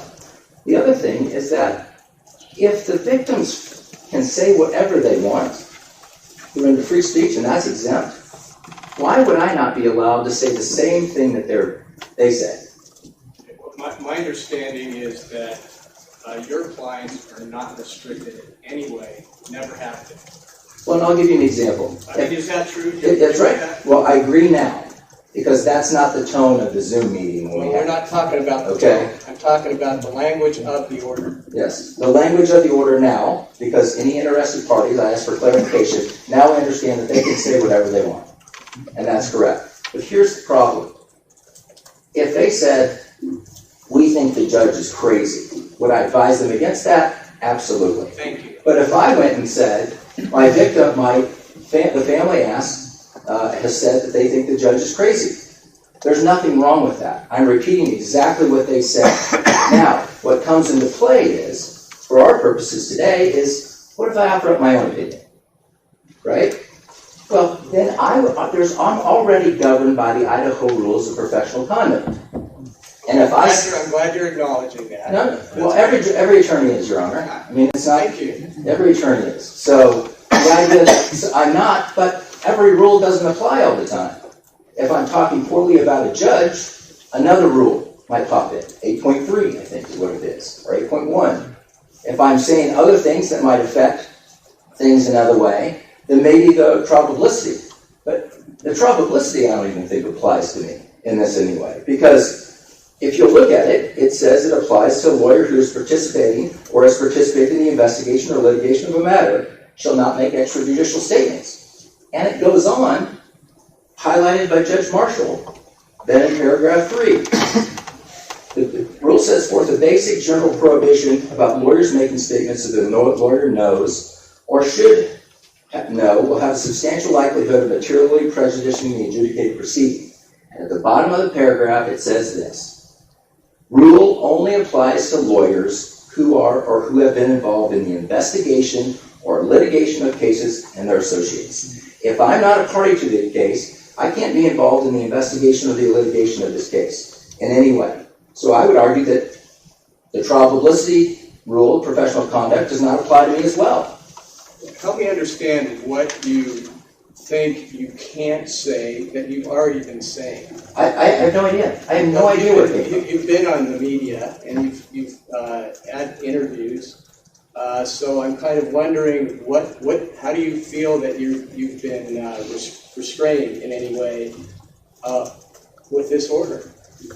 I think you're not seeing what the point is. What the point is that the court has issued a non-dissemination order that restricts First Amendment rights, that is overly broad in almost every aspect of it. Anybody that's interested and they have an attorney, when an attorney who's walking down the street could offer up his opinion in any way, it also takes away from the idea, doesn't the court want victims, families, to have representation, to guide them through the legal process? Wouldn't the court encourage that? That they could explain things, say, maybe advise them on what to say, what not to say? I mean, if you're taking my voice away, you're taking the voice away of everything. The other part of it is this, is that I'm absolutely blown away that the prosecution doesn't agree with me in this case. The reason being is that they are representing the victims, which in turn are the victims' families. And I have not seen a poorer line of communication in my 22 years of practicing than the prosecution's office and the Gonzalez family. And I think it stems from, initially we were critical of the investigation. They wanted to find the person who did this. That's normal emotions. And then from that point on, it has been, we are the enemy. And that's how we feel in this. And so, me guiding them and then trying to limit my voice and helping them out in some way, and then throwing out a random idea that they may be potential witnesses when they've never ever interviewed them in any way, it's just an attempt to shut the attorney out and shut the family out, is what it is. Because If I had come to you today and said, we've given 7 interviews, Your Honor, we may be witnesses in this case, we've done all of these things, it may be a different story. We haven't done anything. They haven't interviewed the entire family. So, well, I don't know what's in all the investigation, obviously, and a lot of us don't know and probably won't know until the trial. And the other thing, well, let me just say this. I think one of the potential issues is this is potentially a death penalty case. Hasn't been noticed, but that is a potential. And the families of the victims certainly would be witnesses in that process of sentencing. Now, that is not post-conviction technically, is it? Well, if your goal is fair and impartial jury, right, that's the reason for the non-dissemination order. Well, after the conviction, that goes away. Well, it's also confidence in the process. So I have that job. I have a job of protecting and preserving the First Amendment and also the Sixth Amendment. And there is some balancing there. That is why lawyers who have access to information that is not accessible by the public have particular restrictions. That's what this whole case is about. I mean, this hearing is about. And as an officer of the court, I can tell you we have 0 access. Okay, so you're saying that the prosecutor's office has not shared information with your client. Regarding the facts of this case, no, they haven't. Right. How things occurred. And everybody's going to have a chance to weigh in on this, and I just, you're helping me understand what the issues are. So thank you. Well, so that's really the issue here. I mean, and this is an important ruling because what you're doing is this has never happened before. Ever has it happened before that a Judge Marshall, has tried to silence the attorneys for victims. Never has it happened that I'm aware of. Would you feel more comfortable if there was a more concrete description of what people could say and what they can't say? I don't think you have the authority to, Your Honor. Well, I think I do have the authority. Well, my argument is that part of the argument is that. In fact, I know I have the authority to do that. Well, and the authority would be through the attempt to have a fair and impartial jury, that you can control people that are involved in the case, correct? That's part of it. And we're not involved in the case. Okay, that's hard to accept. But we're not witnesses in the case. We're not involved in the investigation. We're not involved in the litigation. I can't file any motions. I can't subpoena anybody. I can't cross-examine witnesses. I can't do anything. So this idea that there's this loose idea that there may be, weighing that versus our freedom to speak, the First Amendment, is... We're talking about your speech. That's right. Not your client's speech. But that is my speech. That is part of it, though. Well, in your memorandum, you are suggesting that you also have an independent position that you are representing yourself.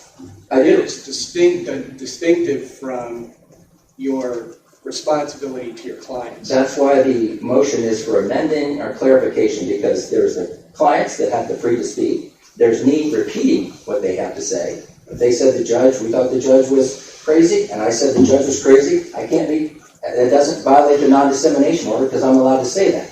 And then there's my independent voice where I said, the judge is crazy? Yeah, I think the judge is crazy. That goes into another layer, right? Where Idaho rules of professional conduct would fall into play, and what I would be doing or what I couldn't do. Not the non-dissemination order, because we're not parties to the case. I'd be governed by the Idaho rules of professional conduct if I made those statements, extradite those statements. And I may or may not fall under the probability. I would argue that I don't, because I'm not a party to it. I'm not litigated it. I don't have any information on it. None of those things. So really, that's where the authority for me, for my voice, would come from the Idaho rules of professional conduct, if I did that. And if I made a statement that I thought didn't apply for trial publicity purposes, that would be an argument for another day. But it wouldn't be for you for a contempt of court for me, because I'm not a party to the case and I'm not involved in the case in any way. I'm just repeating what my clients say, or I'm just saying my own individual opinion, which doesn't, by the way, makes it absolutely unduly prejudicial. Because what if a guy is on an Idaho bar member, is walking down the street, looks up, sees a television program where the Gonzalez family says, well, we thought the judge was crazy, right? And then all of a sudden, the media is outside and they interview him. They say, hey, you're an attorney here. What about the judge being crazy? Well, I've been in front of him 3 or 4 times, and I would agree with him. You're going to sanction him in contempt of court? You can't. Same as me, because I'm not a party to it. He's not a party to it. He might be governed by the Idaho Rules of Professional Conduct by commenting on you, Your Honor, but it wouldn't be because of the judge's non-dissemination order. So how can it not apply to him, but it can apply to me? It can't. Well, the case law suggests that because you represent potential witnesses, that you have access to information that may not or should not be shared with the public. That's what the case law says. And I would argue this: what potential witnesses are we, number one, and what access to information do we have? I think the defense has argued that we have some sort of access because the clients can tell me whatever they want to tell me, right? Well, that's free speech. They can say whatever they want to me, and I can go off and say whatever I want that they said. Because it's free speech. It's the First Amendment. So you can't, this non-dissemination order is so broad, none of the case law applies to people that are outside of the defense or the prosecution. That's the point of it. That's the whole point of a non-dissemination order, because they have access to it. They have access to the information. Victims, attorneys, families do not. And the idea that we may or may not be a potential witness is enough for Your Honor? I just can't see that, especially when there's no history of them ever being a witness. And to tell you the truth, the day after they filed that notice, or the day before they filed the notice that we may be potential witnesses, we had just gotten out of a meeting with the prosecutor's office, discussing whatever we could discuss, like our concerns, because that's all we do is go in and talk about our concerns, and they tell us, we can't say anything, we can't say anything, we can't say anything. We'll get to it. When we walked out, nowhere in that meeting were we described as being witnesses in this case. But all of a sudden, the next day, they thought we might be, even though they'd never interviewed us. So they're throwing stuff in the air that is not justified, and the idea that he thinks maybe might is not enough to regulate my free speech in this as the attorney for the victim's family, because that's what we are. We're not attorney for witnesses, we're attorney for the victim's family. And if the court has any other questions, I'd be more than happy. I understand your position. Good. Thank you, Mr. Gray. So let me go to the state. I don't know if that's Mr. Thompson or Mr. Rutherford. Don't be me. Can I have one moment, Your Honor? Certainly. Thank you.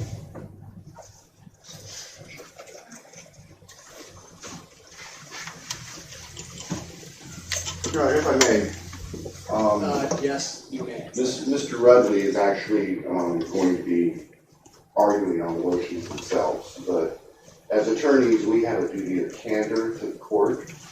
Mr. Gray has made representations to the court that at best are misleading and in many ways simply untrue. And I need to correct them for the record, because the media is here. I do not want the public to come away with the impression that improprieties have occurred. First, Mr. Gray, on behalf of his clients, has propounded a number of questions to our office and to the investigators. We have answered the ones that we can. We have not shared ones that we are concerned that Mr. Gray or his clients would make public and compromise the integrity of the investigation.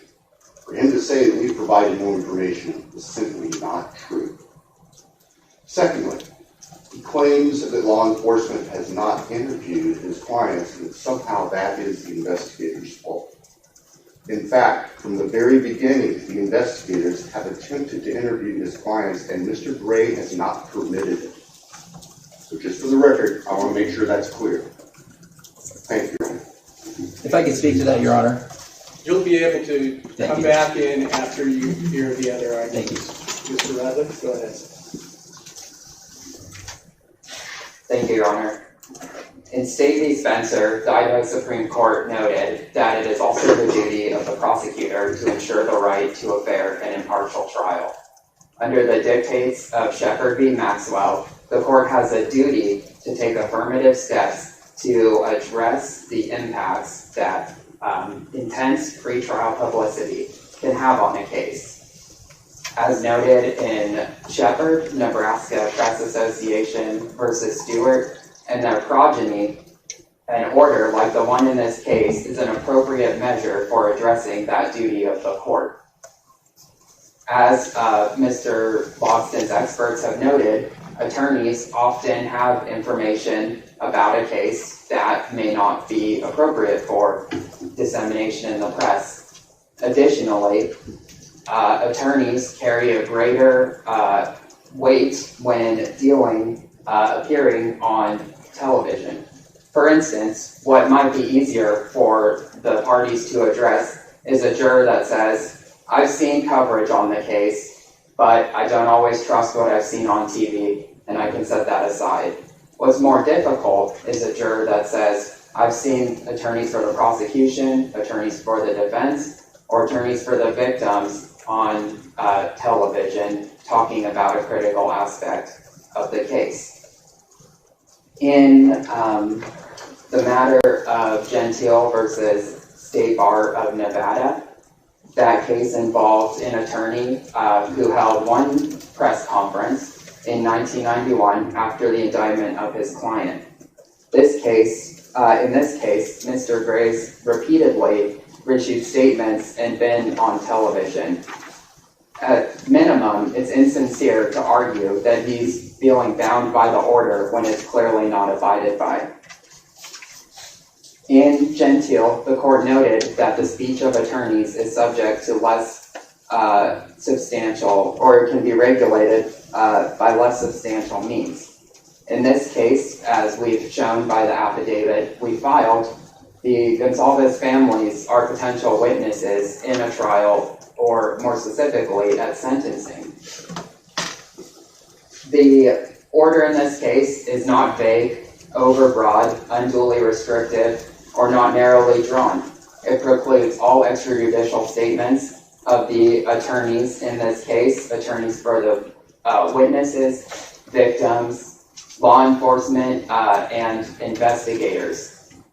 The order addresses, if the court were to apply strict scrutiny, the order addresses a substantial likelihood that pretrial publicity poses to the integrity of the judicial system, and is tailored to ensure that the rights to a fair trial are upheld. As we briefed in the case of Levine, the alternatives such as sequestration of the jury or changing a venue aren't going to mitigate the impacts of statements, extrajudicial statements in this case, and are unlikely to do so. Thus, the state contends that the order is an appropriate measure of the court to uphold its duty under Shepard, Nebraska Press Association, and the like to preserve the right to a fair and impartial trial. At a minimum, Mr. Gray's statements that he's not bound by trial publicity rules or 3.6 in this case illustrate why the order of the court is necessary in this matter. And so we would ask that the court uphold the amended non-dissemination order, or at most tailor it to those statements specifically precluded in Rule of Professional Conduct 3.8. With that, I'll stand for questions. Thank you, Mr. Redley. Linda, thank you for your donation. Do you think that would be helpful to just, and I asked Mr. Gray this same question, would it be helpful to say, okay, you can say these things, but you can't say these things, and be more specific about that? Your Honor, our initial position is that the total prohibition of extrajudicial statements is the safest and most responsive way in this case to address and preserve the right to a fair and impartial trial. All right. Can you go back? You mentioned this about the standard particularly applying to the lawyers who are somehow connected with the case. Yes, Your Honor. In Nebraska Press Association v. Stewart, it's noted that I believe Justice Brennan states that there's no doubt that the court has authority, though it's in a footnote, it's no doubt that the court has authority to regulate the speech of attorneys, witnesses, and other participants in the court process. At this point, the evidence that's been provided is that the family would be potential witnesses in the case, as Mr. Thompson mentioned. We haven't necessarily been able to make a full assessment of that, but undoubtedly they'd be witnesses in any sentencing. And what about the standard? Strict scrutiny or lower standard? Your Honor, we would argue that the court should apply the standard in Gentile versus State Bar of Nevada, where the Supreme Court stated that, I don't want to mess this up, so I'm quick here. That's fine. That the speech of lawyers may be regulated under a less demanding standard. So we would argue that so long as the court finds that it has a duty under Shepard to preserve the right to a fair and impartial trial, that the order addresses the substantial likelihood that that negative pretrial publicity would have on that right, then the court would have authority to impose the amended non-dissemination order. Thank you, Mr. Redley. Thank you.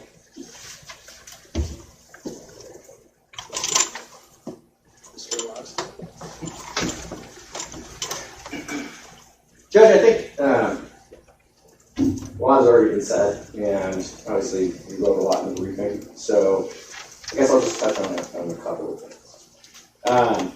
In terms of the argument that the victims' families are not involved in the litigation of this case, and therefore don't fall in 3.6, it would be our position that if you have statutory and constitutional rights involved in this case, you're involved in the litigation. Regardless of whether or not the prosecution is willing to work closely with you or whatever issue you have there, the reality is if you have literal rights that permit you certain things that are involved in this case, you're involved in litigation, and therefore you fall within 3.6 just like everyone else. Second, the standard from Gentile is the substantial likelihood of material prejudice. I don't want to get too much into that, Judge. I think that's kind of this afternoon's argument. I think the main thing before the court, as far as Mr. Gray and the family, is just, do they fall within this, and then the court to decide what is appropriate. But I would note that given the vast amount of media coverage in this case, and the fact that it seems like no matter what anybody says or does, in one way, shape, or form, it will be twisted into an attack on my client. We also agree that at this point the safest thing to do is for everyone to just not be talking in the media and allow statements to be made here where we all get a chance to speak and the media gets all that information. If they still choose to do what it is they've been doing, then that's on them. But we don't have somebody who's just trying to whip the media into a frenzy and send this case to the firing squad or however it is. So that's our main concern. The only other thing that I wanted to address, and the court addressed this a little bit, the reason we stand silent with grand jury indictments is because there's an old arcane rule that says that if you have a grand jury indictment and you enter a plea, you are accepting the validity of the indictment. I haven't seen a prosecutor try to use that in a long time, but we can avoid any possible claims that somehow we can't challenge anything with the indictment by simply standing silent and having the court issue the plea. So, just so that everybody's clear, that's why we do that. Does the court have any questions for me? I don't think so, but thank you for that additional education. Thank you. Thank you. All right, Mr. Gray, it's your motion, so you can respond to what other counsel expressed. Thank you. I guess the first thing I would want to address is the prosecution's idea that I haven't allowed our clients to speak with the investigators. You'll realize that the date of the incident, I wasn't retained on this case until close to December 5th, which will be more than 3 weeks after the incident occurred, and they still have made no contact as far as interviewing the victims' families. So somehow that I precluded that in some way is just not true, Your Honor. And as far as scheduling those things, I'll just leave it at that. The second part is everyone is quoting the Gentile case. The Gentile case is exactly like all of the other cases. It says over and over, it has to be a lawyer participating in the judicial proceedings. It has to be a lawyer who represents a defendant involved with the criminal justice system, a lawyer actively participating in trial, a lawyer who's participating before the courts can only be limited if he's participating in front of the courts. None of it applies to me.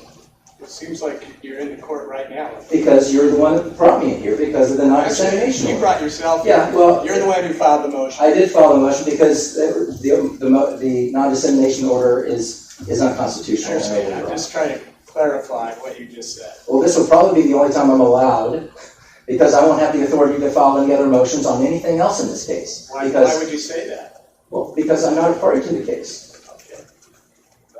You can still, I mean, the media is not a party of the case either. Once again, well, the Supreme Court has said they have standing to come into the court and address issues. So yeah, but that's completely separate. They're not. Well, I know it's separate. Okay, so I also respect your position in representing the family's victim's family. And I respect that. And there are some constitutional issues, rights that they have. So I'm not just dismissing that. And the mere fact that you have a right, I'm absolutely positive that the Idaho legislature and the Constitution, when they gave victims rights, didn't think that was implementing those victims into the trial in some way. Absolutely positive that wasn't the intention of it. I agree with that. So this idea that if you have rights, then you're involved is just beyond. That being said, Your Honor, nothing precluded the prosecution from contacting my clients well before I was representing them. I had almost 3 weeks to contact them. I think, don't mark me on this, I think I was retained on December 5th. I think that was the day. I don't have my file in front of me, but it'll hold me to it. But I think that was the day. So they had plenty of time to contact my clients and interview them if they were going to be potential witnesses in this case. And since then, every time we have had a meeting, we have initiated that conversation. It hasn't been the prosecution initiating that conversation. So are you saying since you have been representing your clients that the prosecutor or investigators have not asked for interviews? I would say this. In the meetings that I have had with the prosecution's office, I have asked, as part of that, whether interviewing my clients might be an issue. Would they like to do that in some way? I've offered that up in some way. And they've never taken us up on it. And maybe a random email here and there that says something and no follow-up whatsoever about any of it. So this idea that they are going to be witnesses in this case is just an attempt by the prosecution to shut them up as well as to shut me up. And by the way, people completely forget about this. All of the information that has been disseminated to the public from the get-go was the mayor, Art Bedke. Chief Fry had interviews. Bill Thompson had interviews. The coroner had interviews. All of those people had interviews. Agree. We didn't until we started getting information and started trying to figure out what was going on after they had given interview after interview after interview. That was the purpose of the judge issuing the non-dissemination order, is to quiet them up, not quiet the victims up. They had no control over that investigation from the get-go. Well, that order was a stipulation between the state and Mr. Kohberger. That's the other thing, though, is that the court, after that Zoom meeting, Judge Marshall incorrectly said that was stipulated by all parties. I never stipulated to that. I emailed the judge. You're not a party. Exactly right. I'm not involved in the case. The stipulation was between the parties. So, as you correctly stated who the parties are. So we would ask. I agree, but you were suggesting that it was entered to shut down the prosecutor's office. Why would they? That's what you just said. I do think that part of the that was part of the process, is that they understood that their investigation was getting out of hand. Too many people were talking in their investigation, and that's why they stipulated to it. Yes, I agree. Okay, when you say they, you mean the prosecutor's office? Yes. All right. Do you want me to give you a final, or do you? Go final. Okay. You go. Oh my God, he's wanting to laugh at him. In the case, you're very aware of that. I have the right to repeat what my clients say to the media. I also have an independent right that I'm governed by the Idaho Rules of Professional Conduct regarding those individual rights versus my own opinions. But those opinions, I don't firmly believe, would fall under the publicity rule on the Idaho Rules of Professional Conduct, because I'm not litigating it or party to litigation. And the reason those things are in place are because people that have real privy information regarding the prosecution and the defense, which I don't, which my clients don't in any way, it shouldn't apply, Your Honor. Thank you. Okay, thank you, Mr. Gray. All right, well, I'm not going to issue a decision today. I'm going to issue a written decision. There is a lot of briefing, and I heard some very interesting argument today, and I'll get back to work and try to get a decision out as soon as possible. So, anything else we need to address before I adjourn? Mr. Thompson? I don't believe so, Your Honor.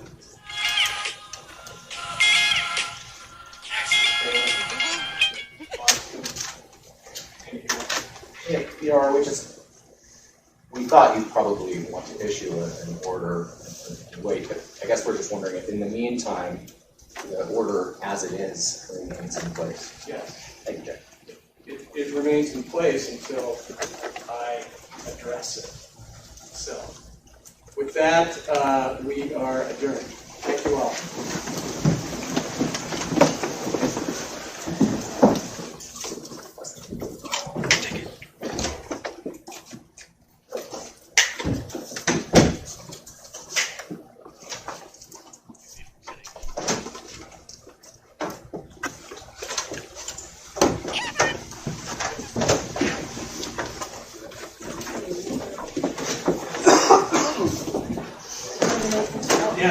What did we just watch? Guys, what did we just watch? I don't even know what's going on right now. All right, hold on. Let's unpack this. Okay, so you can't fault Mr. Gray for his attempts at trying to, I don't know really what he's trying to do, though, because they're saying they're not witnesses in the case, but they're saying they could be. Like, they're saying they are, but they're not. Like, they said both things. Pretty sweet, huh? Won it from Northern Quest. 261 horsepower. Oops. Whoops. So I really wasn't clear on what he really wants. Like, does he not want to get in trouble? Is he like, okay, clarify this for me? Is he wanting the Gonsalves family to be able to do interviews? I think he's worried that it's going to backfire on him if they do anything. But the Gonsalves have had their Facebook page going. They're posting about Kaylee. They're posting about, things they're getting. So what would really be different? I guess maybe that's what the judge was kind of asking is, what are you unable to do? And I feel like the judge was almost like wanting to laugh. I felt like they almost like wanted to laugh. It was kind of cringy, to be honest. Kind of a little bit cringy. Let's see what you guys are thinking. Let's look at our poll. Do you think he's enjoying this? 77% of you say yes. I didn't really pay much attention to his exit. Yeah, he's like, yeah, you can go ahead. Like, he's like, can I, rebuttal or whatever? And he's like, yeah, you can go ahead. Like, screw you. Do whatever you got to do. We'll humor you. And yeah, and I don't think he's wrong for that, Mary. I don't think he's wrong for wanting that clarification, because I wouldn't want to step on toes. I wouldn't want to, be the one to say something out of line. But is it that they don't want to give this guy and the family any information because of all the interviews that they did? And maybe how Steve spoke out about the law enforcement. They're not sure if he has a change of heart or something.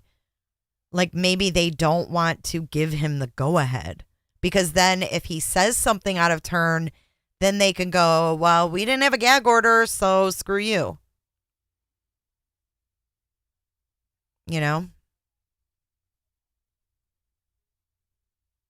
All right, let's replay his exit, because I didn't really pay much attention as I was doing other stuff like streaming.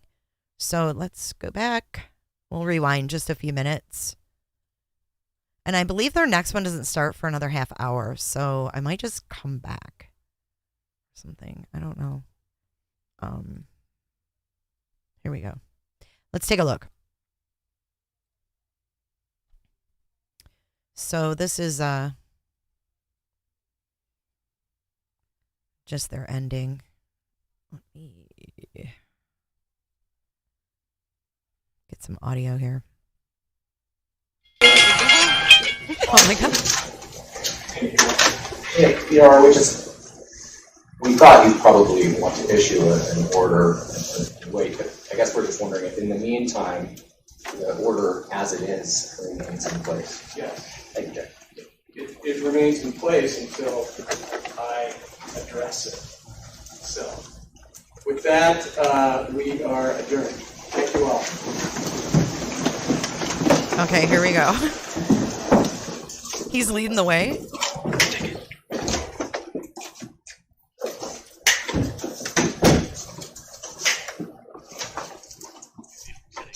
No, the dude's right behind him.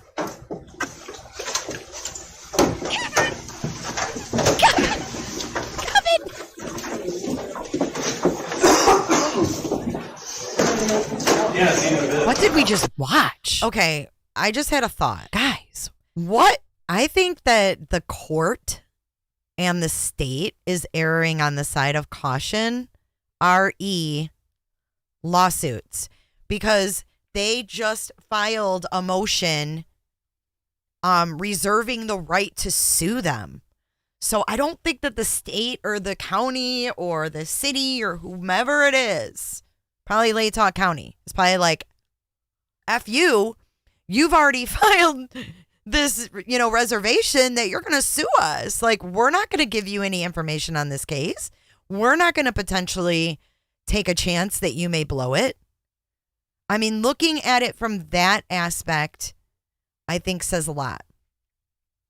If you think about it, they filed a motion reserving their rights to sue the county. So I don't think that the county is going to really work with them and be like, hey, yeah, let's have a meeting and let's sit down and go over everything we have. Because what they had was, in the beginning, if you remember, they had Kaylee's phone. They had Kaylee's phone or access to her cloud or something, right? They maybe didn't have the phone, but they had access to the cloud because they found something in the LinkedIn.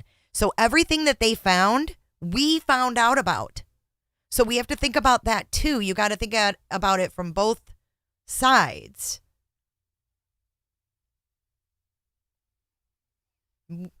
We found out about everything that they found. I just sounded like I'm from Georgia. What is happening? Help me. Lord, help me. He's rubbing off on me.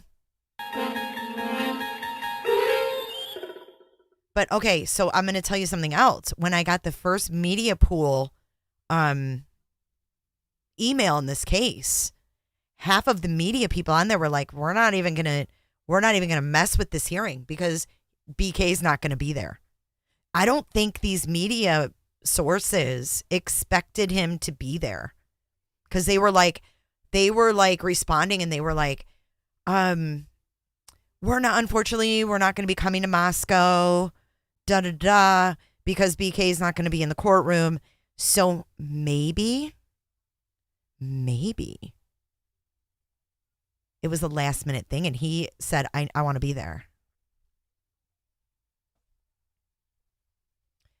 Why isn't it? This is a high profile like murder. So why is the defense getting their way with most of the motions in the beginning? I don't know what you mean by that. They keep, Megan, hey, Megan. Yes, Jay, they keep speaking publicly so they don't feel the need to speak or include them. Well, whoever they threatened to sue, the county could easily be added to that list. And I just feel like, given the fallout flow,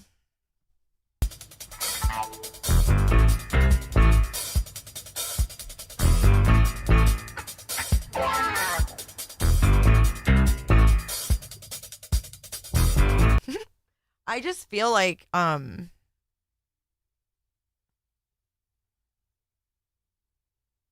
there's just a lot going on, and like if they're gonna sue the city, the police department, and they're already saying we're expending all these funds on this thing and Yeah, they said he wasn't gonna be there. No, it was in court TV. And the lady from the Associated Press put in the pool email that he was not going to be there. So I think that he must have insisted or decided he wanted to be there. But they said in the email that the media got he wasn't going to be there. So I don't know if they lied to the media. I don't fucking know. But he was there, and the media in the email was not expecting him to be there. So Doug Llewellyn, you know it, baby.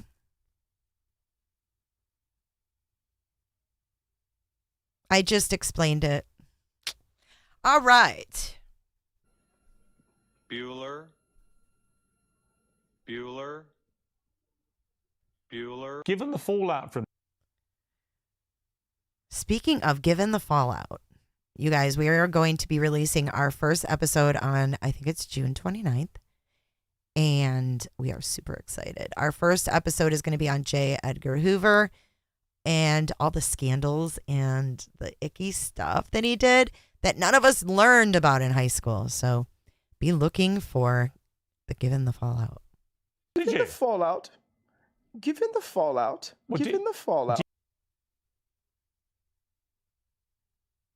Bad Leroy Brown.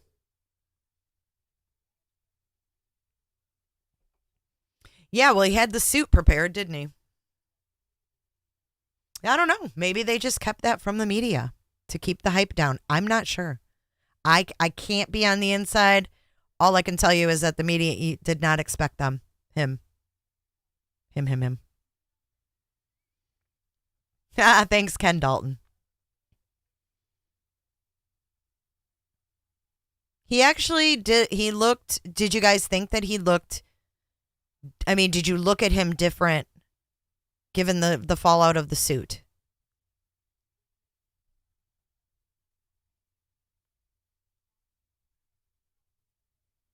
I mean, aren't all parents potential witnesses in a case?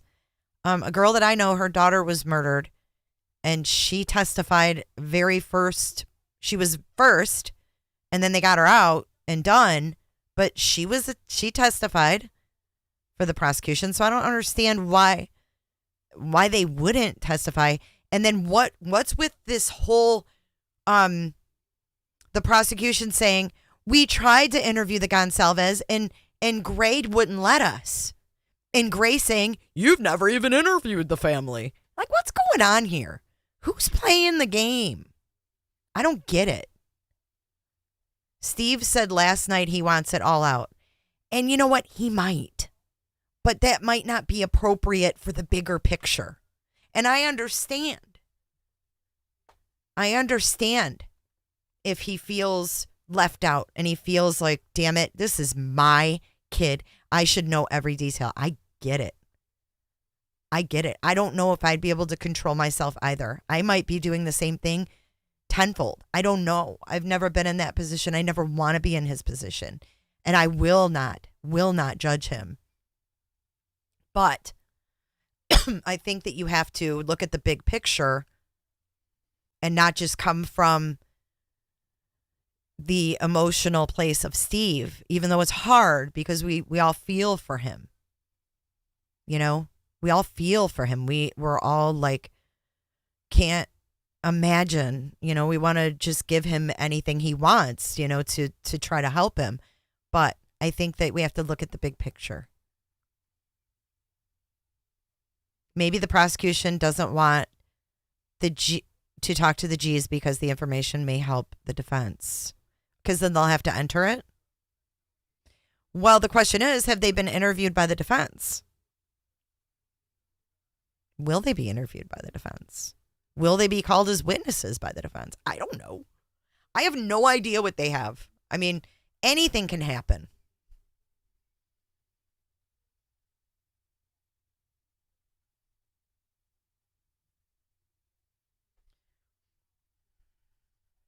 Well, maybe Betty Jo, they don't want to share things with the family because they're worried that the family might accidentally, in an emotional state, release that information.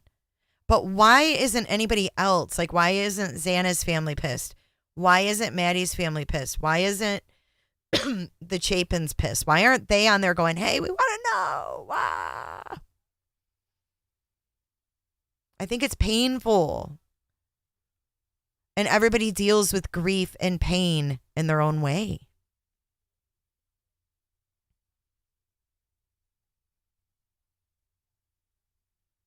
I feel bad that they don't know all the details. I feel bad that they're not being shared that. But we also have to remember that in an investigation, you don't always get that, whether you're family or not. And I'm going to tell you right now, when my friend's daughter, who was 14, was murdered, her mom and her stepfather were suspect number one right off the rip. So they were definitely the first ones that they sat down and talked with, and then they moved on from that inner circle. So I don't know, man. Hey, Bridget Servey 319. Right, Megan. And there's 4 victims here. So that's going to make it really sticky. So you've got 4 different family dynamics involved. And then you also have 4 different possible political beliefs. You may have someone who's way over here on the left and someone who's way over here on the right. And not that I think that matters, but to a lot of people, that shit still matters. And people fight over this. People literally lose family members over this stupid political shit. I don't see any politician in this realm that's worth losing a family member over or fighting with a peer of mine. I refuse to fight with my peers over politics because these bigwigs don't give a fuck about me. So I'm not going to lose loved ones or people that I think are cool over them. Hells no. Mm-mm. Not today, Satin. Not today. Given the fallout. I watched it happen in my own family. I have people in my family who don't talk to one another anymore because of that. Thank you, Frag. It's my lighting. I put a different light over here instead of that Einen harsh light. If anything, this was a great opportunity for BK to study the Gonsalves attorney. Interesting. Secret court do not belong in a free society. Grand juries happen all the time. No one has ever complained about it until now. Why? They happen all the time. Right, Miss Potts? I mean, when you start losing your family members because you're defending someone like a politician, come on. Those dudes, I don't even know who you are. And you're going to lose your family and friends over them? No. But anyways, back to the party lines. I think that a lot of people do care. A lot of people don't even want to associate with lefties. And we see out there that there's some pretty extreme views going on. There's that mixing bowl is pretty small for all the issues they have going on there. I mean, I live in the state of Florida, and the state of Florida is nuts. But the state of Florida, the whole state's nuts. But there's a lot of fucking people here. Like, we're overpopulated. But you go to Idaho, there's hardly anybody there. And think about all the dynamics we've heard about. We've seen them being called commies. We've seen the church cults. We've seen the Valo shit. I mean, the Valo shit? That shit, I've never even heard about that kind of stuff in Florida. And Florida's off the chains with crime. So you got the Valo shit going on, that kind of stuff. And then you've got kids going missing. It's desolate. It's podunk. It's an easy place to hide. You've got drugs galore, which you've got it everywhere. But you've just got a lot going on in this little area. All these universities. I mean, it's weird. It's just a really weird environment that I'm not used to. But I just think you have to look at it as a whole. I mean, look at their whole police blotter. Like, it's not just weird shit like this. It's drugs. You know, people doing weird shit all the time. And when you got lots of people on drugs, you've got lots of people doing weird shit. You've got lots of people, you know, creeping people out. You might have someone passed out in your yard. You might have someone on the sidewalk staring at you. It doesn't mean that everybody is necessarily, you know, creep town like Bryan or whomever. I just think that we need to just, the white supremacy, all that shit, man, all that political stuff. And I just think that some people, when it's, you know, when the lines are drawn in the sand like that, and then you've got 4 families, right? 4 families, and it's a mess because you've got a mother of Xana. I would love to, Sinead. I would love to move there. You got an extra room? I really would. They thought it was safer. Yeah. Well, someone said something interesting the other day that, you know, a lot of transients took off to Idaho. A lot of criminals, a lot of wanted people took off to Idaho when it was, you know, real desolate and rural. And that's why there's a lot of crime in those areas. And it's very easy to hide out. It's very easy to hide out. Megan, I thought you were in Washington. Or are you right on the border? The Ozarks. Yeah, it's just a different world. I've never personally been there, but from what I see, it's a totally different world than what I'm looking at, you know? What I'm used to. Harlot Oscara, why are you asking?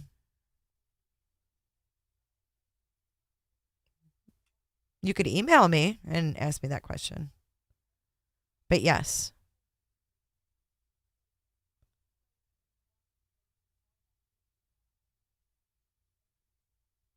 Wisconsinite thinks that they did something wrong in the investigation. I think that the fact is Steve and Christy don't know what they did in the investigation, so they're covering their ass. They don't trust them. They don't trust cops for some reason. They're not trusting this. So, yeah, I haven't seen the interview yet. Let me see if I've got anything else coming across here. I'm smelling like someone wants to turn me in if they don't think I did something right. That's what I'm getting. Courtney, Lars, and Amy, thank you for your PayPal donations. You guys rock. Rock the boat. Nope, it looks like we don't have anything yet. And to be honest with you, if it comes across, I will come back.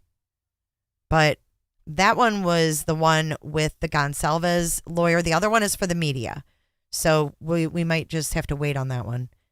I've been on here for quite some time, almost 3 hours.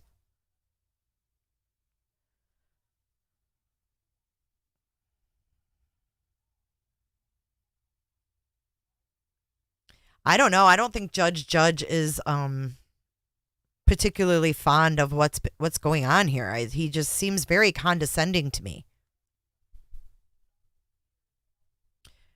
I don't trust the cops in Moscow either. I don't know the cops in Moscow. I haven't seen what their investigation holds. I can't say that. Would you trust a cop showing up 5 hours later to tell you your child is gone? Like I said, I wasn't there.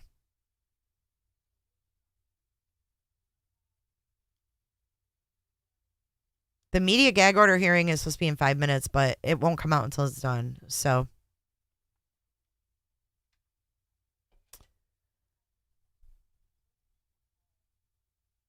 but it sounds to me like the judge isn't going to make a decision on that either. I mean, why would he make a decision with the media if he's not going to make a decision? He couldn't even clarify shit for the Gonsalves. You know? You're welcome, Mark Klein. The next one is the media fighting the non-dissemination order. They're saying it's against their First Amendment rights, I believe. So, all right, dudes, I'm out. I might or might not see you guys in a little bit, but be looking for the next live. And let's end this poll and see where we stand. I wish I didn't say that. That's exactly what my OBGYN said every time I got checked when I was pregnant. Let's see where we stand. Remind me of that next time if I ever use that term, that saying again. Thank you guys for your support today. Gina from West Virginia, thank you for subscribing. True Crime Junkie, thank you for your tip. $25. Hope your girl has a blast at Taylor Swift. She puts on the best show. Lots of love from Louisiana. Thank you so much. Lars, thank you for the $5 from Switzerland. Jenny W., she said, I love your face, sweetness. Listen at you tomorrow. And Megan Holly has tipped $25 Australian. So thank you. And all the people that are in the Patreon, make sure that you guys go in there and comment on one of the posts so I can see you. I want to make sure that you're getting these posts, you're getting these links so that we have a better turnout. We only had like 5 people in the last Patreon. Come on, you guys.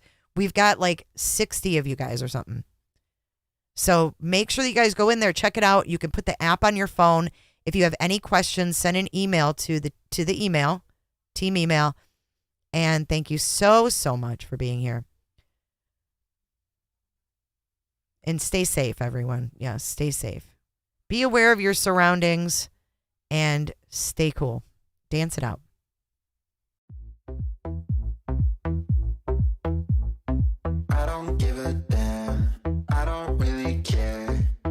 You're being a Karen. I don't give a damn. You talk way too much. I have heard enough. It's No, very it's not. white-sided. No. It's not white-sided.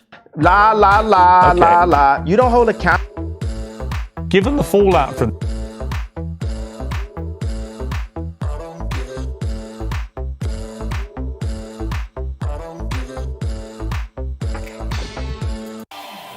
You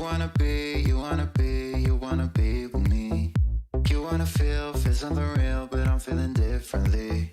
You're making plans to get to France, but don't wanna face the fact that I ain't got time for that. Staying up late, sleeping all day, dreaming about Cadillacs. Buying new shoes, hanging by the pool. She said, we came home, we planted flowers. Is on it the one side of the Jennifer? house. Is it one Jennifer or two? Hi, Jennifer.